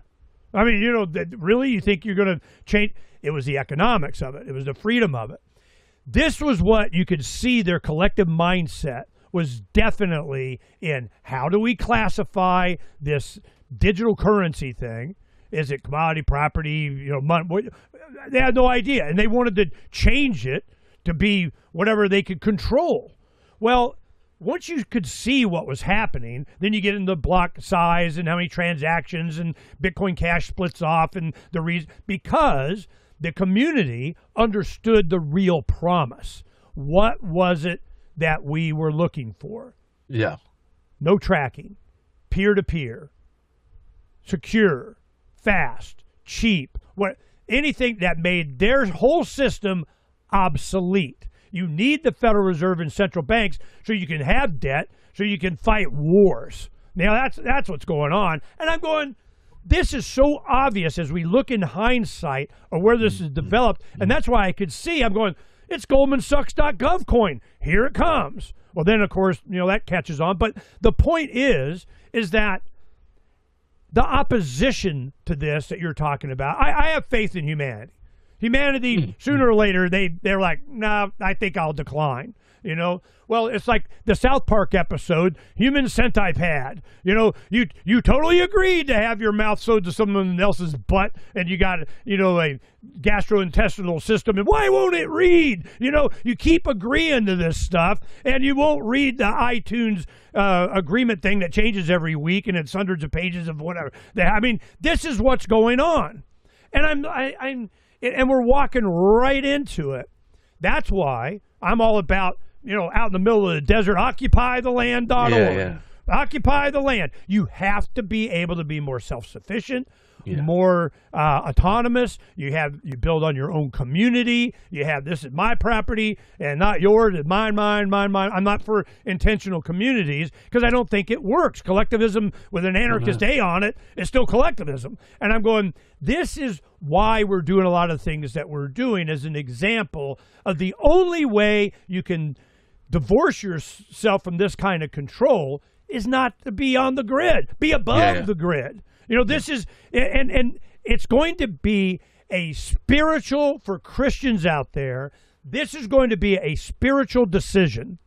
Are you going to accept the mark of the beast, where you can neither buy, nor sell, nor work, nor commerce, nor anything without the permission slip from whatever crown there is? So this crown is just, like you say, there's only like 6,000 people evaporate on this planet, but then they're not in charge anymore. But there's another 10,000 right behind them with the philosophical mindset of, I need to control people. And they're sociopaths. I want to finish on this point. Yeah. I didn't really understand. I meet with politicians. I ran for office a bunch of times. They're activists, whatever. And I go, there's something wrong with these people. They're not right in the head. There's something wrong. And then I realized what it was at about 16. And this is only, not that long ago. Then I'm going, oh, they have no empathy. They can't care. They don't care. They're not walking a mile in someone else's shoes. And even if they did, they wouldn't get it anyway. Those have no compassion or love or freedom-oriented mindset. They're all about what they can do. And they'll do it because they can until they cannot. Before you go, I would definitely want to hear they cannot. What does it take that those cannot use us as livestock, as cattle? Because it is the prosperity you get from freedom and leaving people alone is what creates this enormous collective in 401ks and IRAs and savings and pensions. And why did you rob the middle class in America? Because that's where the money was, dummy. This is what's happening, and we're allowing it. How does this end? What do you think, Iain? Well, I agree with you. I think. I believe in the human spirit, and I believe in our ability to overcome adversity. That is almost kind of the definition of what it is to be a human being. Mm-hmm. We are capable of doing that. We can work together as individuals. We can work together and achieve great things. Now, I'd be interested to know what you think about, because to my mind, the idea of freedom's the answer. What's the question? The idea of a distributed ledger, which is permissionless, which would enable all the things that you're talking about there, the exchange of everything from currency to legal contracts to everything that would enable a society to function. That genie is out the bottle. It is out there now. Bitcoin, when it first started, and when we think about whoever Satoshi was, the original concept of a permissionless ledger enabling that to happen was a good one, and it exists. It's too late. They can't stop that. Right. Now I think also, often the people that are trying to oppress us, they have to take calculated risks. So when you think about the advent of the internet, so DARPA, when they developed ARPANET and when they went on to develop the internet, they had to take the calculated risk of knowing that, all right, if we put this out there, yes, ultimately we can engineer it so it's the tool of ultimate control. But what it is going to do as well is enable people to communicate with each other like they've never been able to communicate before. So that is a risk. So, I think as we're moving towards Web 3.0, that risk is still there. So how do they convince us to go along with their system that they're rolling out, their digital control system, when the same underlying infrastructure we could use for our own purposes? We don't need to use their system. We could have a functioning model, if you like, of Bitcoin. And you're right, Bitcoin's been captured. It's now seen as an asset. It's a store of value. So, but that doesn't mean we have to use Bitcoin. I mean, the concept of being able to have a functioning currency that we can exchange potentially globally without absent any third-party verification, it's too late. That horse has bolted. It is out there. Right, not anyone. I couldn't, because I'm not technically proficient enough to do it. But there are plenty of people who are technically proficient enough to set that up. So so I would say that we're in this fight, very much in this fight. And one of the things as well that I think that is another risk they need to take. They want to get us into this control system so that they can control everything we do by linking our digital ID to our digital currency. But if they become very oppressive and start clamping down on people, there will be millions of people around the world who resist that and start using that, as I said, that underlying kind of Web 3.0 DLT type kind of infrastructure, potentially blockchain, potentially another DLT, whatever. There will be people around the world who start creating alternative systems that we can use. So there will be a fight on. If you like, it will be a new kind of Cold War, and it will be between those that seek to control everything and those who are circumventing that system. Now, if a good example of this is the Aadhaar system, the digital ID system that they've rolled out in India, which is currently the biggest. It's 1.4 billion people using a digital ID system. Now, it is hopelessly corrupt. It's hopelessly insecure. The abuse of it is off the charts. Criminal abuse of it often. But one thing that was quite interesting is one of the leaders of I can't remember the telecommunication industry firm that he worked for in India, but he was a big promoter of Aadhaar. And there were people saying, this is a nonsense system. We can run rings around it, and the cybersecurity is terrible. Now, so he decided one day that he says, no, it isn't. And to prove my point, I will publish my Aadhaar number on social media. So I think at the time, it was Twitter or something like that. So he posted his Aadhaar number on Twitter to say, there you go. That's my Aadhaar number. What are you going to do with it? Within hours, his account had been hacked. They published his home address, his all his bank details, personal photographs, pretty much every detail. Oh, his frequent flyer number, loads and loads of personal details, because kids in bedrooms across India, or Hacker Collective or whatever, had just run rings around that system. They get whatever they want out of it.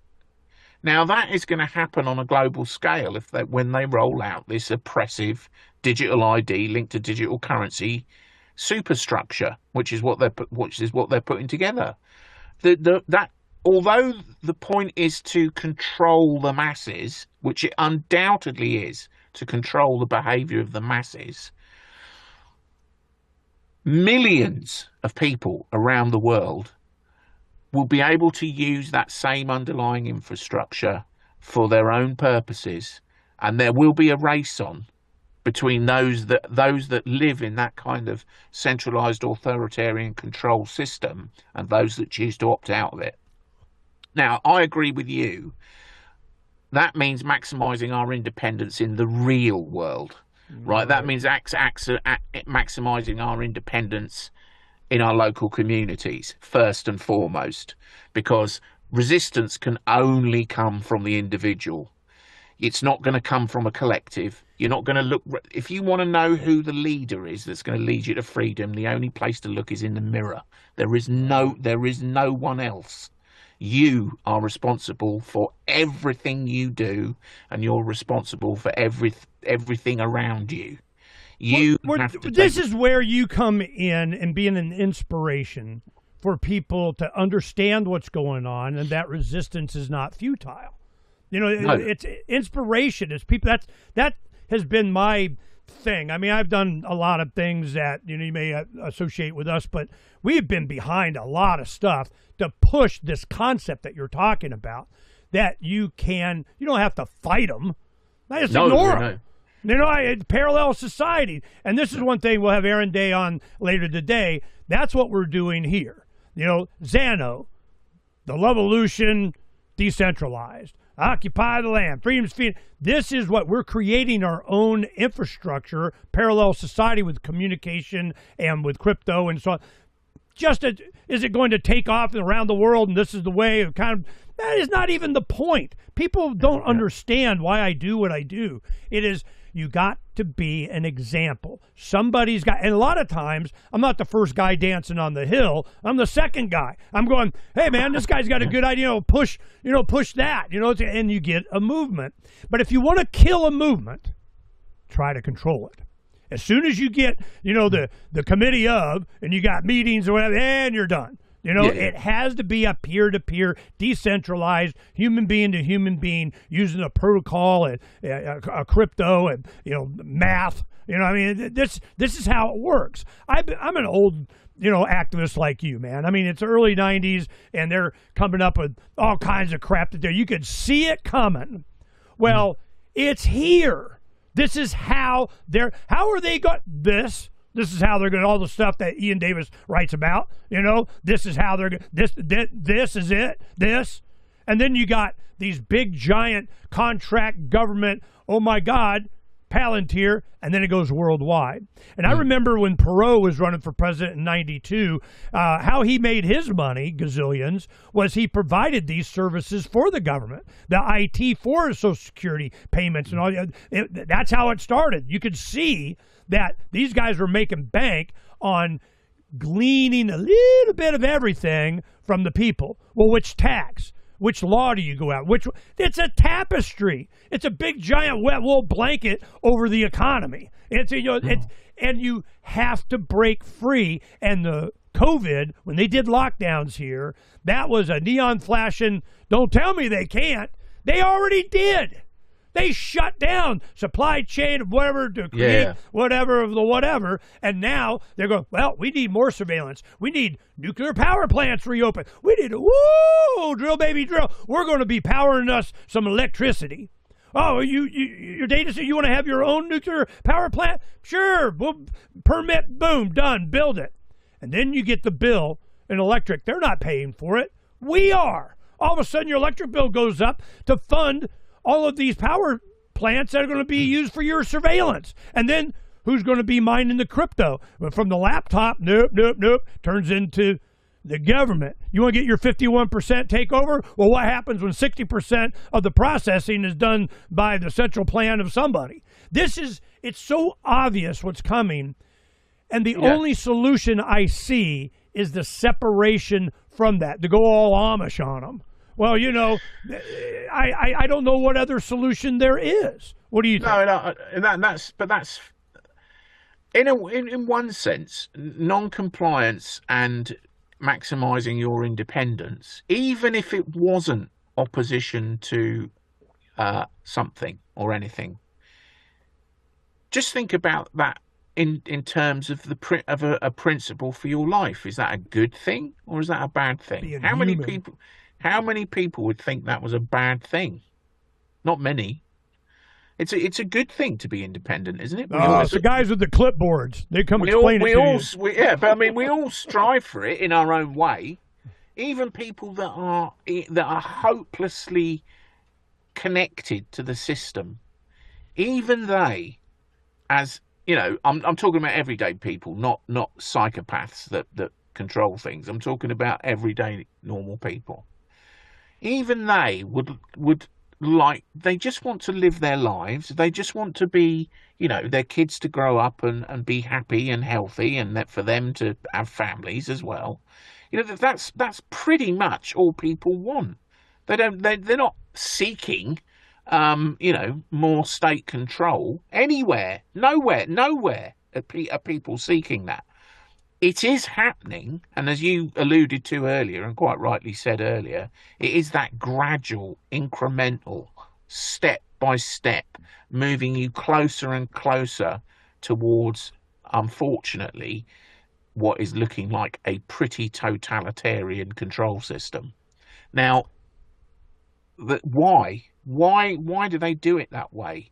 Because their great fear is that we'll notice.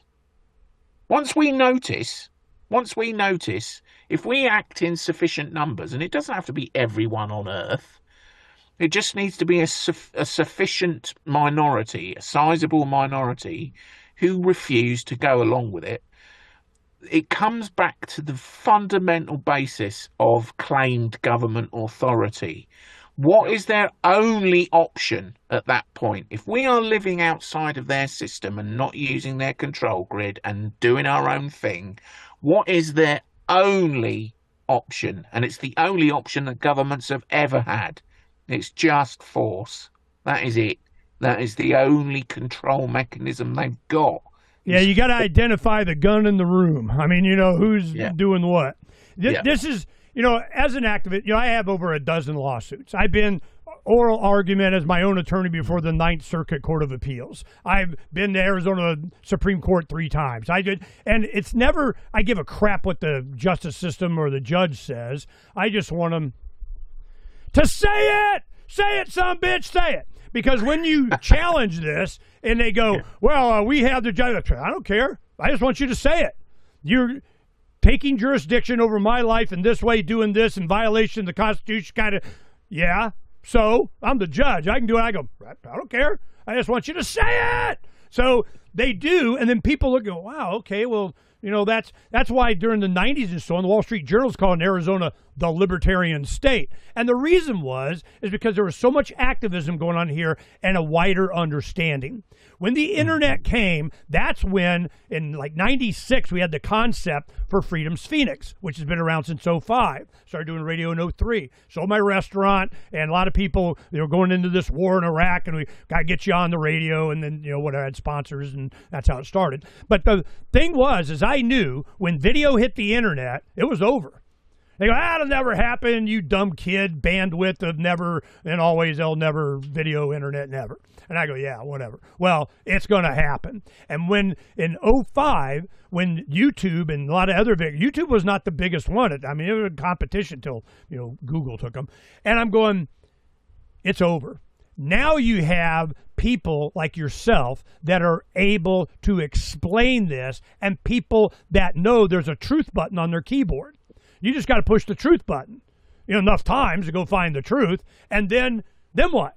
Now we understand the beast that you are cooperating with that is devouring us, and a big telltale sign throughout history, biblically, spiritually, just from experience, over time, you see that the bad guys throughout history all were sociopaths. They didn't care. That was something that made them different. They just don't care what you think. But They'll say, go ahead. Yeah, that's a double-edged sword as well, because a lack of empathy also means you don't understand. You don't understand. They can't. They can't empathise. So even though they don't care, they don't care about oppressing people and killing people, and you got people like the CEO of Palantir, Alex Karp, says that Palantir are part of the kill chain. So they don't care about killing people or making people's lives miserable. That's not on their radar. But that also means that they don't understand when people choose not to comply and not go along with it. They can't cope with it, because why won't you do what you're told, you silly automaton? Why won't you do what you're told? They don't comprehend. So that's an advantage. Why do you think people won't comply? What is the emotion? What is the motivation for them going, nah, I think I'll decline? Well, I think it just boils down to self-respect, I think, at the end of the day. Why not? Well, I mean, it just boils down to having a sense of, and this is something that the internet is very much designed to do, isn't it? Or particularly social media, is to remove your sense of self from your real spiritual life and existence and in the community where you live or the place where you live, and shift it into some sort of virtual realm, as if your digital twin, this persona that you like to portray to people on social media, is you. It isn't you. It's just some projection that you want. You think that the world wants your avatar. Yeah. So that isn't going to work on everybody all of the time. It isn't going to work. There are enough people in the world who don't, who aren't going to go along with that. They're not going to accept that their life is constrained by some sort of control system. They're not going to accept it. Throughout history, I want to make this point. There is if there's a dial for them to get a little percentage here, a couple percent there, we go through another generation, they go to, university and get transed up or whatever. If they can turn that dial to get a little bit more compliance, a little bit more, and then, what if there was a chemical? Would we do chemtrails? Would we do fluoridation in the water, make you more compliant? They go, Ernie, what's your, view of this conspiracy next? And I'm going, I don't know. Can they physically do something that would maintain and enhance their power, increase their scope over your life, and be more in charge? I don't know. Can they do it? Is it physically possible? Well, then they're doing it.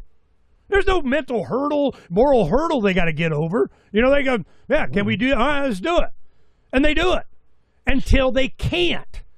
How is it that they can't? Well, you just abandon it or whatever. Well, then they're going to have, show arrest and do exactly what they're doing in the UK. The kind of incentive, drive them underground, do it until it's a full-fledged worldwide revolution against collectivism.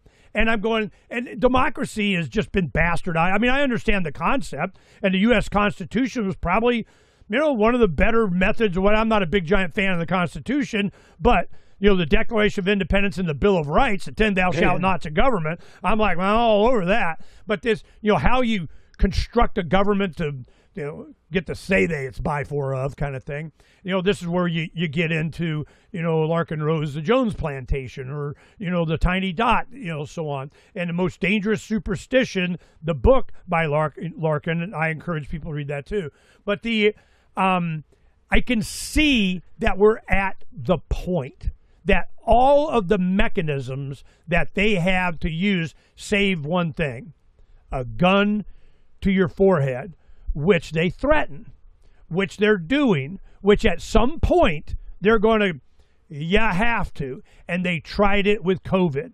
And now you got Trump being all buddies with Pfizer and Moderna. Oh, well, we're going to get lower prices, and then they can do their mRNA, change your genes kind of crap. It never stops. So what are we to prepare for? What should we, one, be autonomous, self-sufficient, raise your own food, raise your own kids, quit delegating your authority over your life and your community to somebody else. I want to wear team jersey Trump, yay, it's fixed now. Now, then, God forbid you demonstrate you're not for Israel, you get shot, Charlie Kirk kind of thing. So I'm just going, this is human. I'm old enough to have seen this happen, certainly in a lot of other countries, but it's come to America now. Do you think all of this iris retina scanning in Afghanistan of every young male between the ages of, wasn't going to come here? Now they got, the world currency crypto globe thing you got to stare into, and then you can be on the system. It's right here in front of us now. Later today we got Patrick Wood on. We've been friends for a long time. We understood the smart city thing. He would do a lot of the technocracy stuff, and I would do the budget on how they're funding it. And I'm going, look, this smart city thing, this is how they're doing it. Well, they're not stopping, Ian. What, no. Does it have to collapse? What?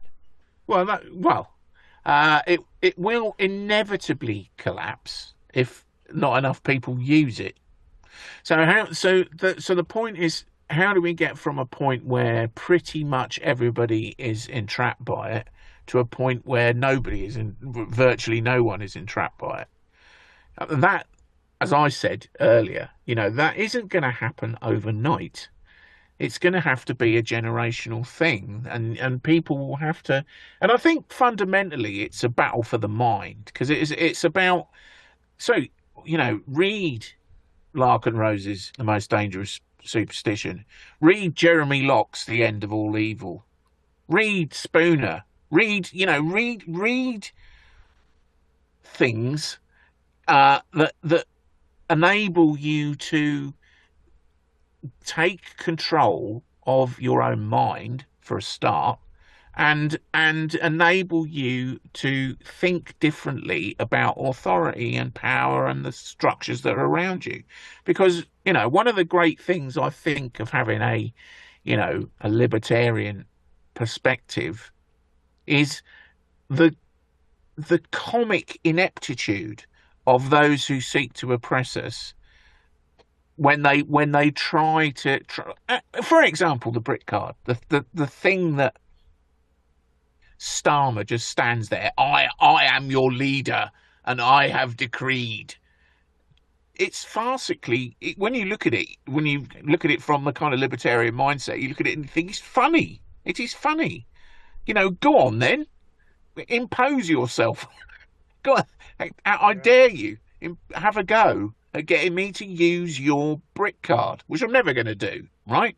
So I mean, some of the things, but that comes at a cost. There is a cost to it because this system is used by so many people. So one of the things that I can't do because I choose not to comply is leave my country, because I refuse to get a biometric ID passport. I'm not getting one. So there's a cost to that.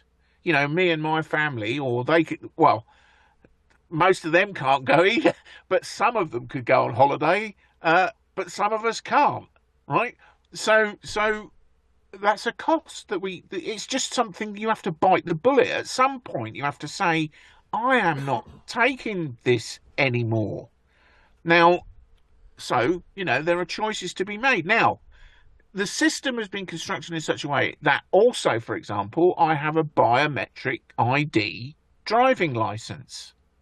Now, I have to have that driving license. I have to have it.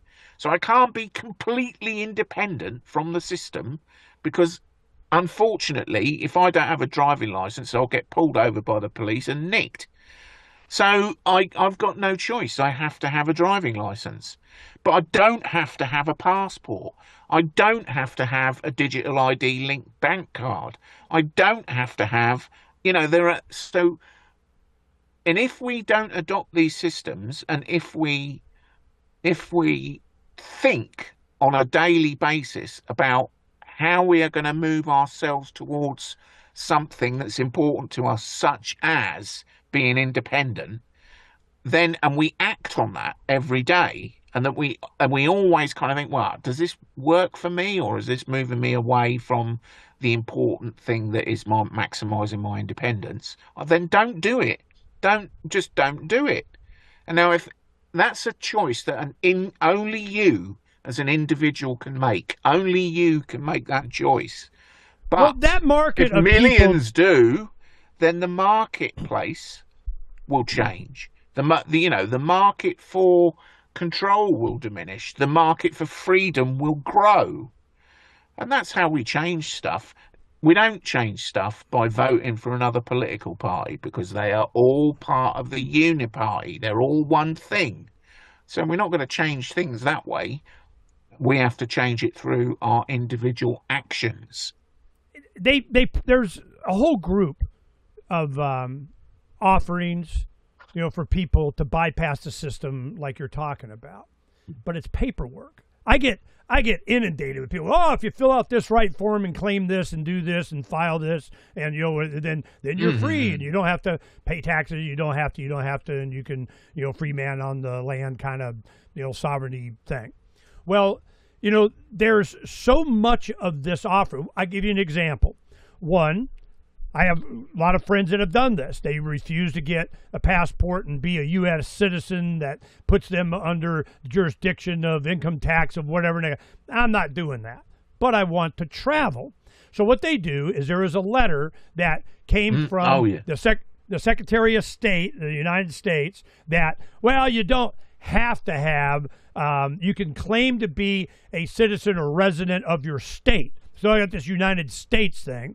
Well, you got to fill out this. Yep, I pinky swear that I'm a federal U.S. citizen and give me my passport. But you do an addendum to that that's filed with them. You send it in. No, I am not. I am, and you make a note. I signed this under these conditions. Part of those conditions that you send in is that, hey, I'm a resident of state or whatever, and I'm not a federal citizen under as described by blah, blah, blah. They get their passport. But when they go after them, which has happened here over the decades, that you claim that you're not susceptible to this, but you got a passport where you totally agreed that you were susceptible, got evidence right here, you're going to jail. Well, what if you go, nah, I opted out of that in my paperwork? Well, I'm going, okay, it's working now for some people, but every time I see this happen, when it's convenient for they, them, those, it doesn't work anymore. They even had it here. They brought retired judges in to be magistrates, and they were, the Constitution doesn't mean anything in my courtroom. I hear them say this stuff. Well, it's because they just decreed whatever the hell it is that they want. So no matter what the paperwork is, no matter how many forms you fill out, people come to me and I go, I don't know, that sounds like a lot of paperwork. Well, you're going to have to if you want. I go, I don't have to nothing, I choose not to do it. I mean, I think it is worth trying to familiarise. It's funny enough, actually, because I'm doing a little bit of a law course at the moment. It is worth familiarising yourself with the law. But the law is distinct from legality, and it's distinct from legislation. So arguably, I mean, you could say that legislation is not law. Law over the centuries has been, been quite beneficial in many respects to the way that we conduct ourselves with each other. I mean, certainly if equity is something that I would advise people to look at. What is the law of equity? People need to familiarise themselves with these things, because there are things that you can do, like you can issue notices of liability and so forth. There are things you can do to ease your way through the system when it is difficult to manage it without complying with everything that they thrust upon you. But ultimately, unfortunately, to enforce the law in their system, or to use the law in their system, you are reliant upon honourable courts. And the assumption, ding, ding, ding, ding, ding. And the assumption that there are honourable courts. Ding, ding, ding, ding. Unfortunately, No, they're not. I mean, I've just been, there's a guy over here who's just been through a horrendous legal experience, and the lies and the just outright corruption, the ignoring evidence, hiding evidence. Make them say it. Yeah, I mean, yeah, but even if you make them see it, we're in the situation where, the highest courts in the land, in the UK, can just ignore it.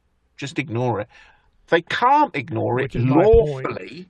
Lawfully, they cannot ignore it. But that doesn't mean anything. That doesn't mean anything to them. They just do. They don't. They're not honourable bodies. They're not honourable courts. Yeah, no, people go, you can't do that, and they go, watch me. Yeah. Yeah, unfortunately, that is the situation that we're in everywhere. So, I mean, I think if anybody has any hope, although you can function in the system and maximise your independence the best that you can within the system that is around you, or rather in the face of the system that is confronting you, there is nothing of any value really in that system. There isn't anything. There's no. I mean, somebody said to me, the system is wholly corrupt. I remember someone saying this to me. The system is wholly corrupt, and I said, well, not really, because the corruption is the system. The system is corruption. That's what it is. So you have to get your head around that fact, because it is a fact. Well, as a Brit, let me ask you this. The American experiment, such as it is, the writings of the founders, the Federalists, the Anti-Federalists, where the Libertarians go, oh, let me tell you what's going to happen. Well, then it happened. And they had the Bill of Rights because they wanted to get the Constitution ratified. They go, whoa, freaking whoa. Man, this is way too much power. All right, we'll do the 10 thou shalt nots of government, and then you can sign up here. And I think it was Rhode Island said, no, we're not doing it. Well, then they boycott them into compliance, whatever. So I'm wondering, is there a honoring of the experiment in America by Brits? They go, well, America do it. They got, and like that Second Amendment thing. We're starting to see that's pretty important. I'm wondering how you and your fellow Brits look at America as a beacon of hope, as an example, or just another, country that's roadkill on the way to the New World Order. I mean, how are we perceived? Well, I don't know. I mean, I can't speak widely for other people. I mean, my views about the United States have certainly changed. I mean, one of the things that I always couldn't get my head around about is your right to bear arms and the massive death rate that you have as a result. I mean, which British people look at and think, well, maybe if you didn't all have guns, there wouldn't be so many murders. But I now see it from the other perspective. You take out the 5 or so Democrat crap holes of cities, and we're under the murder rate of the rest of the world. I mean, it's not guns; it's policies. Yeah, I need the guns. Yeah, no, I know, I understand the argument now. But for a long, so the British do look at the Americans and think things like that. They think, well, if I'm going to kill somebody in Britain, I have to either stab them or bludgeon them to death or push them off a cliff or something. I can't just walk up to them and shoot them in the head because I haven't got a gun. Neither have they. So so it does tend. Oh, the criminals do, and the government and the law-abiding don't. No, I don't exactly. Think that's another point. I mean, when I started to understand that the right to bear arms comes from your kind of history of militias and it's a defence against the government, then I suddenly thought, right, that makes more sense, because obviously in the UK we don't have that. The government has got all the force. But governments, even in the US, government has the right to exercise and exert force to control you when nobody else does. So I'll tell you one thing. I want to emphasize this in case you haven't heard it. The idea of being armed the free, even the most liberal during COVID, man, they're lining up at the gun store. They're getting guns now, you know. Well, so yeah. It's a mindset.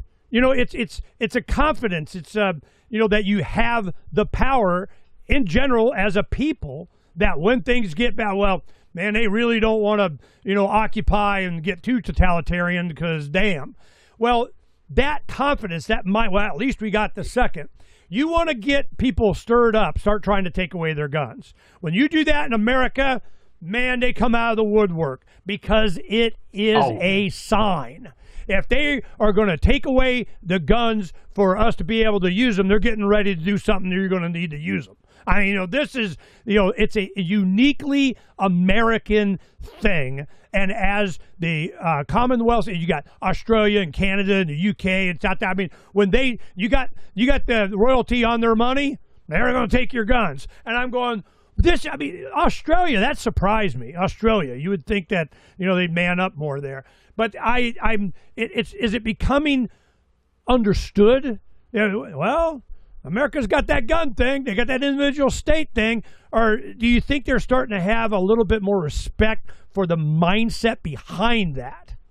Oh, well, I am personally. I mean, I've changed my view on gun ownership because of what's happening. You know, and I can sort of see it as a kind of bulwark against ultimately against the use of force against you. But you know, at the same time, you know, the way that the system is designed to oppress us is not by the overt use of physical force. And I think that's the big push that is on at the moment in terms of digital control. It's not about, you know, sending the police round to your house or sending them, you know, whoever, the military onto your streets to physically push you into a threat. Yeah, to threaten you. They won't need to do that. That's the point of the digital system that they're setting up. They won't need to do that because they'll have absolute control through your digital ID connected to your money. That is how they will control all of us, wherever we live. That's how they'll control it. Because, you know, at the end of the day, if you can't buy what you want when you want from whoever you want, if that process is utterly controlled, which is the point of the digital over the world, the UN calls it the digital transformation. That is where we're heading, and it won't really matter whether you've got a gun or not, because, you know, if you haven't physically got the capability to trade with other people because you're being constantly monitored and your money is not under your control, it's not going to make much difference whether you've got a gun or not. Well, in the United Kingdom, they have, you know, you can see little signs. You know, here it was, you know, you just look at, can you have chickens? I mean, to get through the depression here and everything, it was like, woo, man, depression, I had chicken eggs, I'm good, you know. Well, in the UK, all chicken keepers must register their birds with the government, regardless of the number, to comply with a new regulation aimed at preventing the spread of avian flu. They always got some, you know, because we love you thing. But I'm telling you, when you can't have chicken, you're not allowed to feed yourself. We had a big thing. You couldn't have, you know, food growing in your front yard. You put a bush there, but you got a tomato plant, you're not allowed. I'm like, who are you people? It's obvious what they're doing. They want to make you dependent. It is. And I'll tell you a funny thing about when they did that in the UK, right? They said that you had to register all fowl, right? Yep. All domestic fowl. So millions of people. In fact, I don't know whether I might have been one of them. I might have been. Might have been. Went online, started registering things like starlings that they'd seen in their garden, and blue tits, and blackbirds, and you know, like my pet starling called Malcolm. You know, so the government gave up on that quite quickly. Because, they don't do it anymore? Well, I think they insist on it for farmers, But the idea that every small holding needs to register their flocks, I'm not sure whether. I mean, I know people that have, I might know people who have got flocks that they haven't bothered registering, and they haven't had a visit from anyone.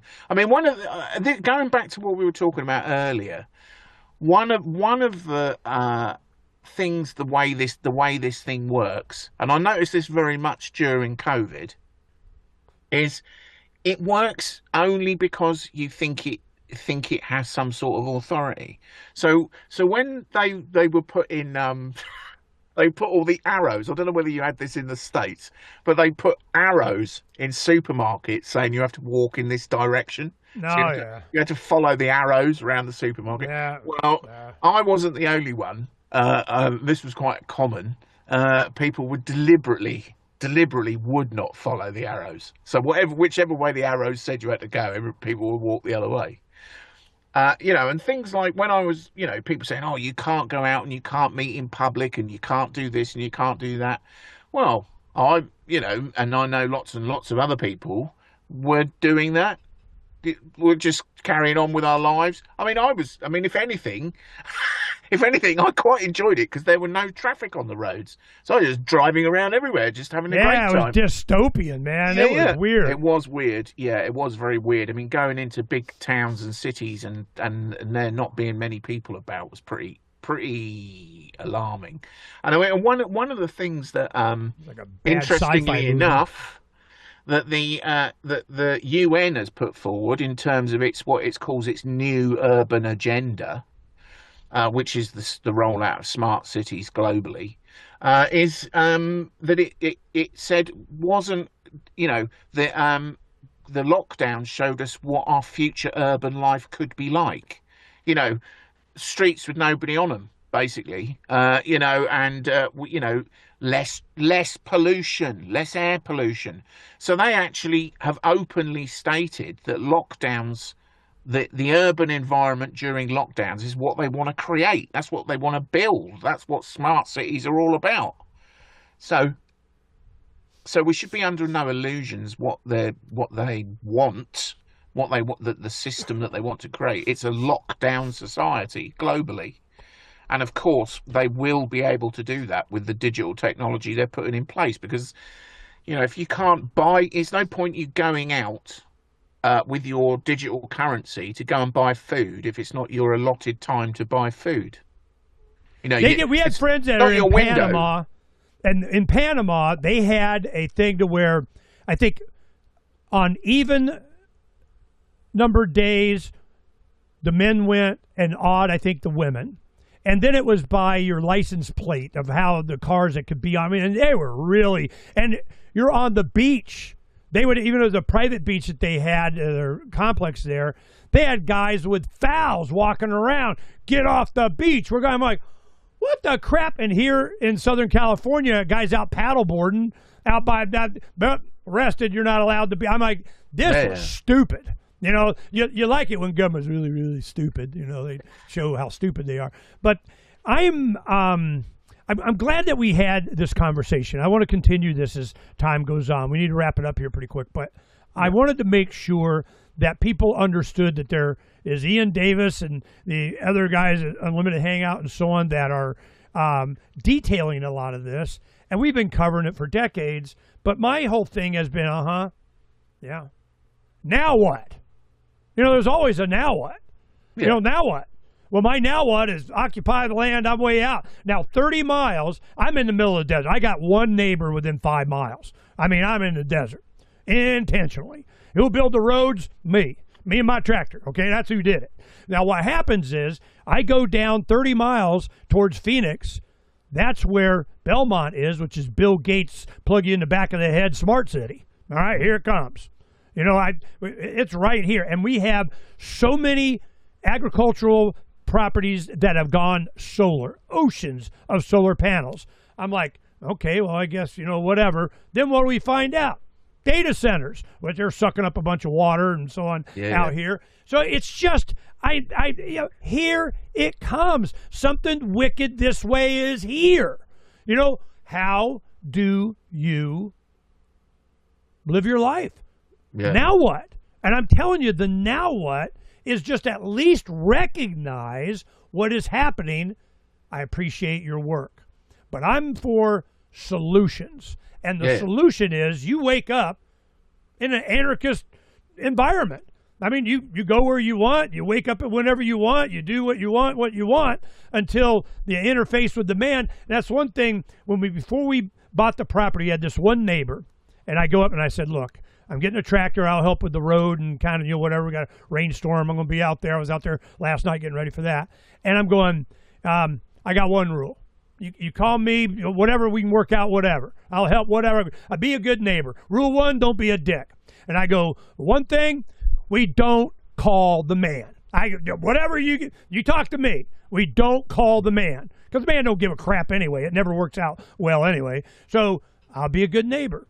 And that's the attitude that we need to have in more self-sufficiency. You go to pirateswithoutborders.com is another site that we have the anarchist, why I raised my black banner, about have things on AI, immigration, whatever. What would an anarchist pirate have to say about fill in the blank? Letters of marque and his first mate reprisal. Letters of marque and reprisal, it's an American thing, about that. But I am just so not concerned as much as I am about what the bad guys are doing, because bad guys are going to be bad guys. It's our conditioning as human beings, how we're going to react to it. That is why the last time we talked, I was so interested in what motivated you to care. Why? I can't. Why, Ian? Well, I'm doing this because why? Why? Because I'm looking for that secret influence, elixir, whatever, for people to go, bing, this far and no freaking farther. In the Declaration of Independence, it says, we suffer these things while they're sufferable. But at some point, no, that's coming. I agree with that very much. I think the problem is not the fact that there are these lunatics in the world that want to impose their will on us. It's the fact that there are so many of us that are willing to accept it. And the point of my work and the things that I write are to get people to see, hopefully, or get more people to see, hopefully, the nature of the problem that we face, because you can't resist something that you don't know exists, which is ironic, because that's where this conversation started with the digital ID, because the whole point is to get you to resist something that doesn't exist rather than be aware of the thing that does exist. Yeah. So we can resist it, and I've got a new book coming out which I'm going to plug, called the Technocratic Dark State, which is being published by Whitney Webb's new publishing project, called I've forgotten the name of it again, which I constantly do. But that's coming out soon, and the point of the book is that I explore the relationship between the current Trump administration and these people that are behind it, people like Peter Thiel and Musk and Curtis Yarvin and Mark Andreessen and these technocratic kind of oligarchs that are pushing for this digital transformation, not just in the US but everywhere.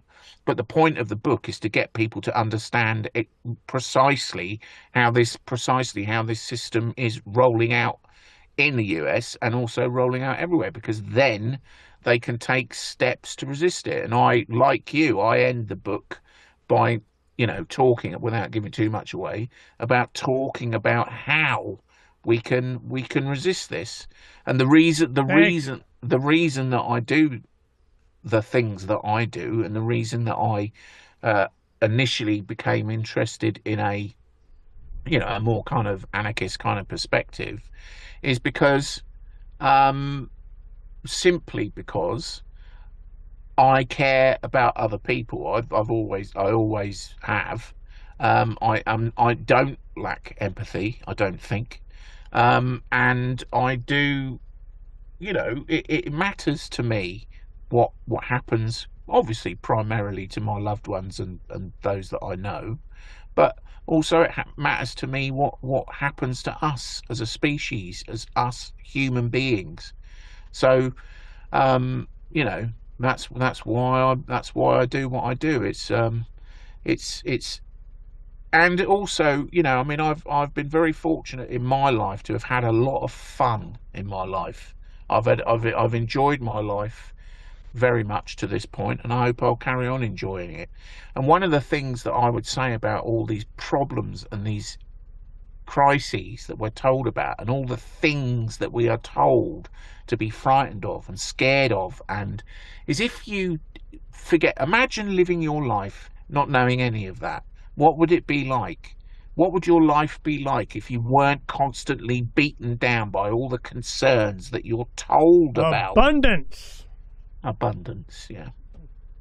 So we just need, you know, when we are with other people and when we are enjoying ourselves, which we can do often if we get the opportunity, all this other stuff is unnecessary. We don't need it. We don't need all the other crap that is foisted upon us. We can simply live our lives and enjoy our lives and live and love and be happy. That is all we need to aim for, really. We don't need to aim for anything else. We don't need any more ambition other than that. You know, one thing that I wanted to, you know, and would make clear, the problem is, from my perspective, you know, distilling it down after all this time, has been that we have been convinced somehow that we need to delegate our individual authority over our own lives to somebody or something else. We got to pledge allegiance to something. We got to wear a team jersey or whatever. Got to vote for the. That's what you voted, didn't you? You know, so I'm quit delegating authority. Something as simple as the food chain. Definitely education. Here, Uncle Sam, raise my kid. You know, I'm like, really? What'd you think was going to happen? You know, so that is kind of where I believe the solutions are going. And I used to, you know, for a long time, I've been doing radio for, God, you know, 30, a long time. Well, what happened is I go, you know, here we have all of this dissection of what the problem is. And it keeps getting worse. So I say, freedom good, government bad, bad, bad. Well, what am I saying? You know, bad people doing bad things that they know they're bad. You know, that is the definition of evil. You know, what? I mean, they're bad. Well, oh, did you know about this thing? I'm going to add another bad? Freedom good, government bad, bad, bad, bad, bad, bad. I mean, I got to go double A bad? I mean, seriously. So I want to make sure people understand that the solution is us, and that you're looking for to change some. No, it's, and I would get on a lot of people that would describe how bad it was, and I go, okay, now what? I get it. I know it. My audience understands. We've been, you know, we got the tragedy pouring down, man. We're overloaded. I get it. Now what? You know? So I'm really about the now, and that's why we did Occupy. I go, you know, we have to get small. We had a nice couple of acres in Northwest Phoenix. You know, we had, you know, chickens and turkeys and goats and aquaponics, and it was an experiment to see how we could feed ourselves. That's what really was going on. And once I go, we need communication, we need energy, and you need food. Because homie's going to have my big screen, whatever, you know, and electronics and Starlink. Well, Starlink came out. You know, solar and battery technology got what I thought I needed for $80,000 is now $17,000. I mean, I'm going, whoa, man, you can occupy the land. So I'm looking for the solutions and people that are inspiring that. So I'm really, really appreciative that you're able, why I wanted to have you on, to detail what's going on. But then there's the solution. Yeah. And it's us. Yeah. And you're not going to fix it. You're not going to delegate authority to a party. Somebody else is we're going to vote yourself free. That's not going to happen. You have to take it. Freedom is always taken. It's never given. Yeah. And you just do it in your own little anarchist world. All right. Final comment on that, and then pip your websites and so on, so people know where to hang out with Iain Davis. Yeah, no, you can find me on iaindavis.com, which is IAIN Davis, all one word.com. I'm on iaindavis.substack.com. I'm also on Unlimited Hangout. There's a new piece on there. My book is coming out shortly, and I've remembered the name of the new publishing house. It's Paper Cuts Publishing. That's cool. And that will be coming out shortly, and it's called The Technocratic Dark State. And also I'm published by people like the Off Guardian, Geopolitics and Empire, and a number of other outlets as well. And I'd just like to echo what you said. Yeah, we do need to start thinking. Well, not start thinking. We need to start using solutions, and it's something that I always encourage all my kind of readers and viewers and listeners to think about is how they're going to maximize their independence, because that, at the end of the day, is the only way that we are going to resist. And one of the things that I pointed out in my recent piece, and the reason that I wrote about things like BritCard, is to point out how we are being deceived, because unless you know that you're being deceived, the deception is more likely to work. If you know that you're being deceived, then it's not going to work. So and once it doesn't work, then we can just focus on what's real and what isn't.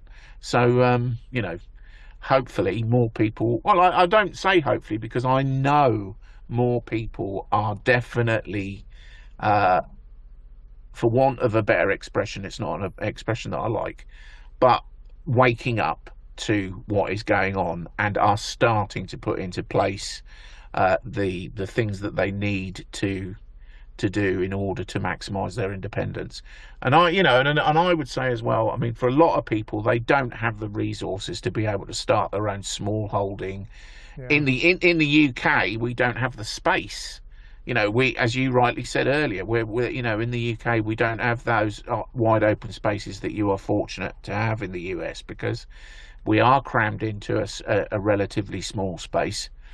But that doesn't mean that there aren't things that we can do in the UK to maximise our independence for all kinds of things like energy and water and food and the things that the stuff of life, which is important. Because if you have as long as you register your birds.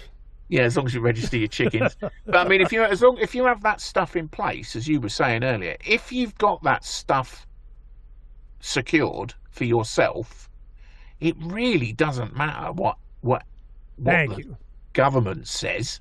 Yep. What do you care? You've got the things that you need to live. So what do you care? And that's where we're going. And the more people that are in that position to be able to say that, well, I don't really care what the government says, it doesn't affect me. That is the place that we want to get to. Well, then they go after the meat and the raw milk of the Amish, and they get their buggies with Trump signs and go vote. And I'm like, really, there's something coming. We're not done yet. Here we go. Well, I'm glad Iain Davis and friends are out there articulating this for us, because we need it. But I'm just yeah. Oh, well, likewise, Ernie. Glad that you're putting this stuff together and putting it out there for people to look at and see what is possible and what can be done. So yeah, great stuff, mate. Always a pleasure to talk to you. Yeah, no, I look forward to talking to you again. We'll let enough time go by, enough tragedy of something, but I'm really looking towards the inspiration of solutions. You get to know what's up, but I get it. How many bads I got to do? Yeah, I mean, the one thing I would say to that is, I kind of look at it this way. I agree. You get to a point where you've got to focus on yourself and you and yours, and make sure that you're all right. I think for me and for a lot of other people, we're already in that place, right? But ultimately, if we really want to get to the point where we can function as a society that is outside of this dystopian kind of control that they're trying to foist on us, that means a lot more people have got to get on board as well. So we need both. I think we need to try and reach out to as many people as possible. Oh, they're going to get reached out when it becomes a food thing. I guarantee it. You know, and this will always be a food thing. Hey, I got to get to my next guest, Iain. No worries. It was great talking to you. I look forward to doing it again. Solutions, man. Solutions. Peace, brother. Thanks for coming on. Take it easy. Ta-ra. Bye.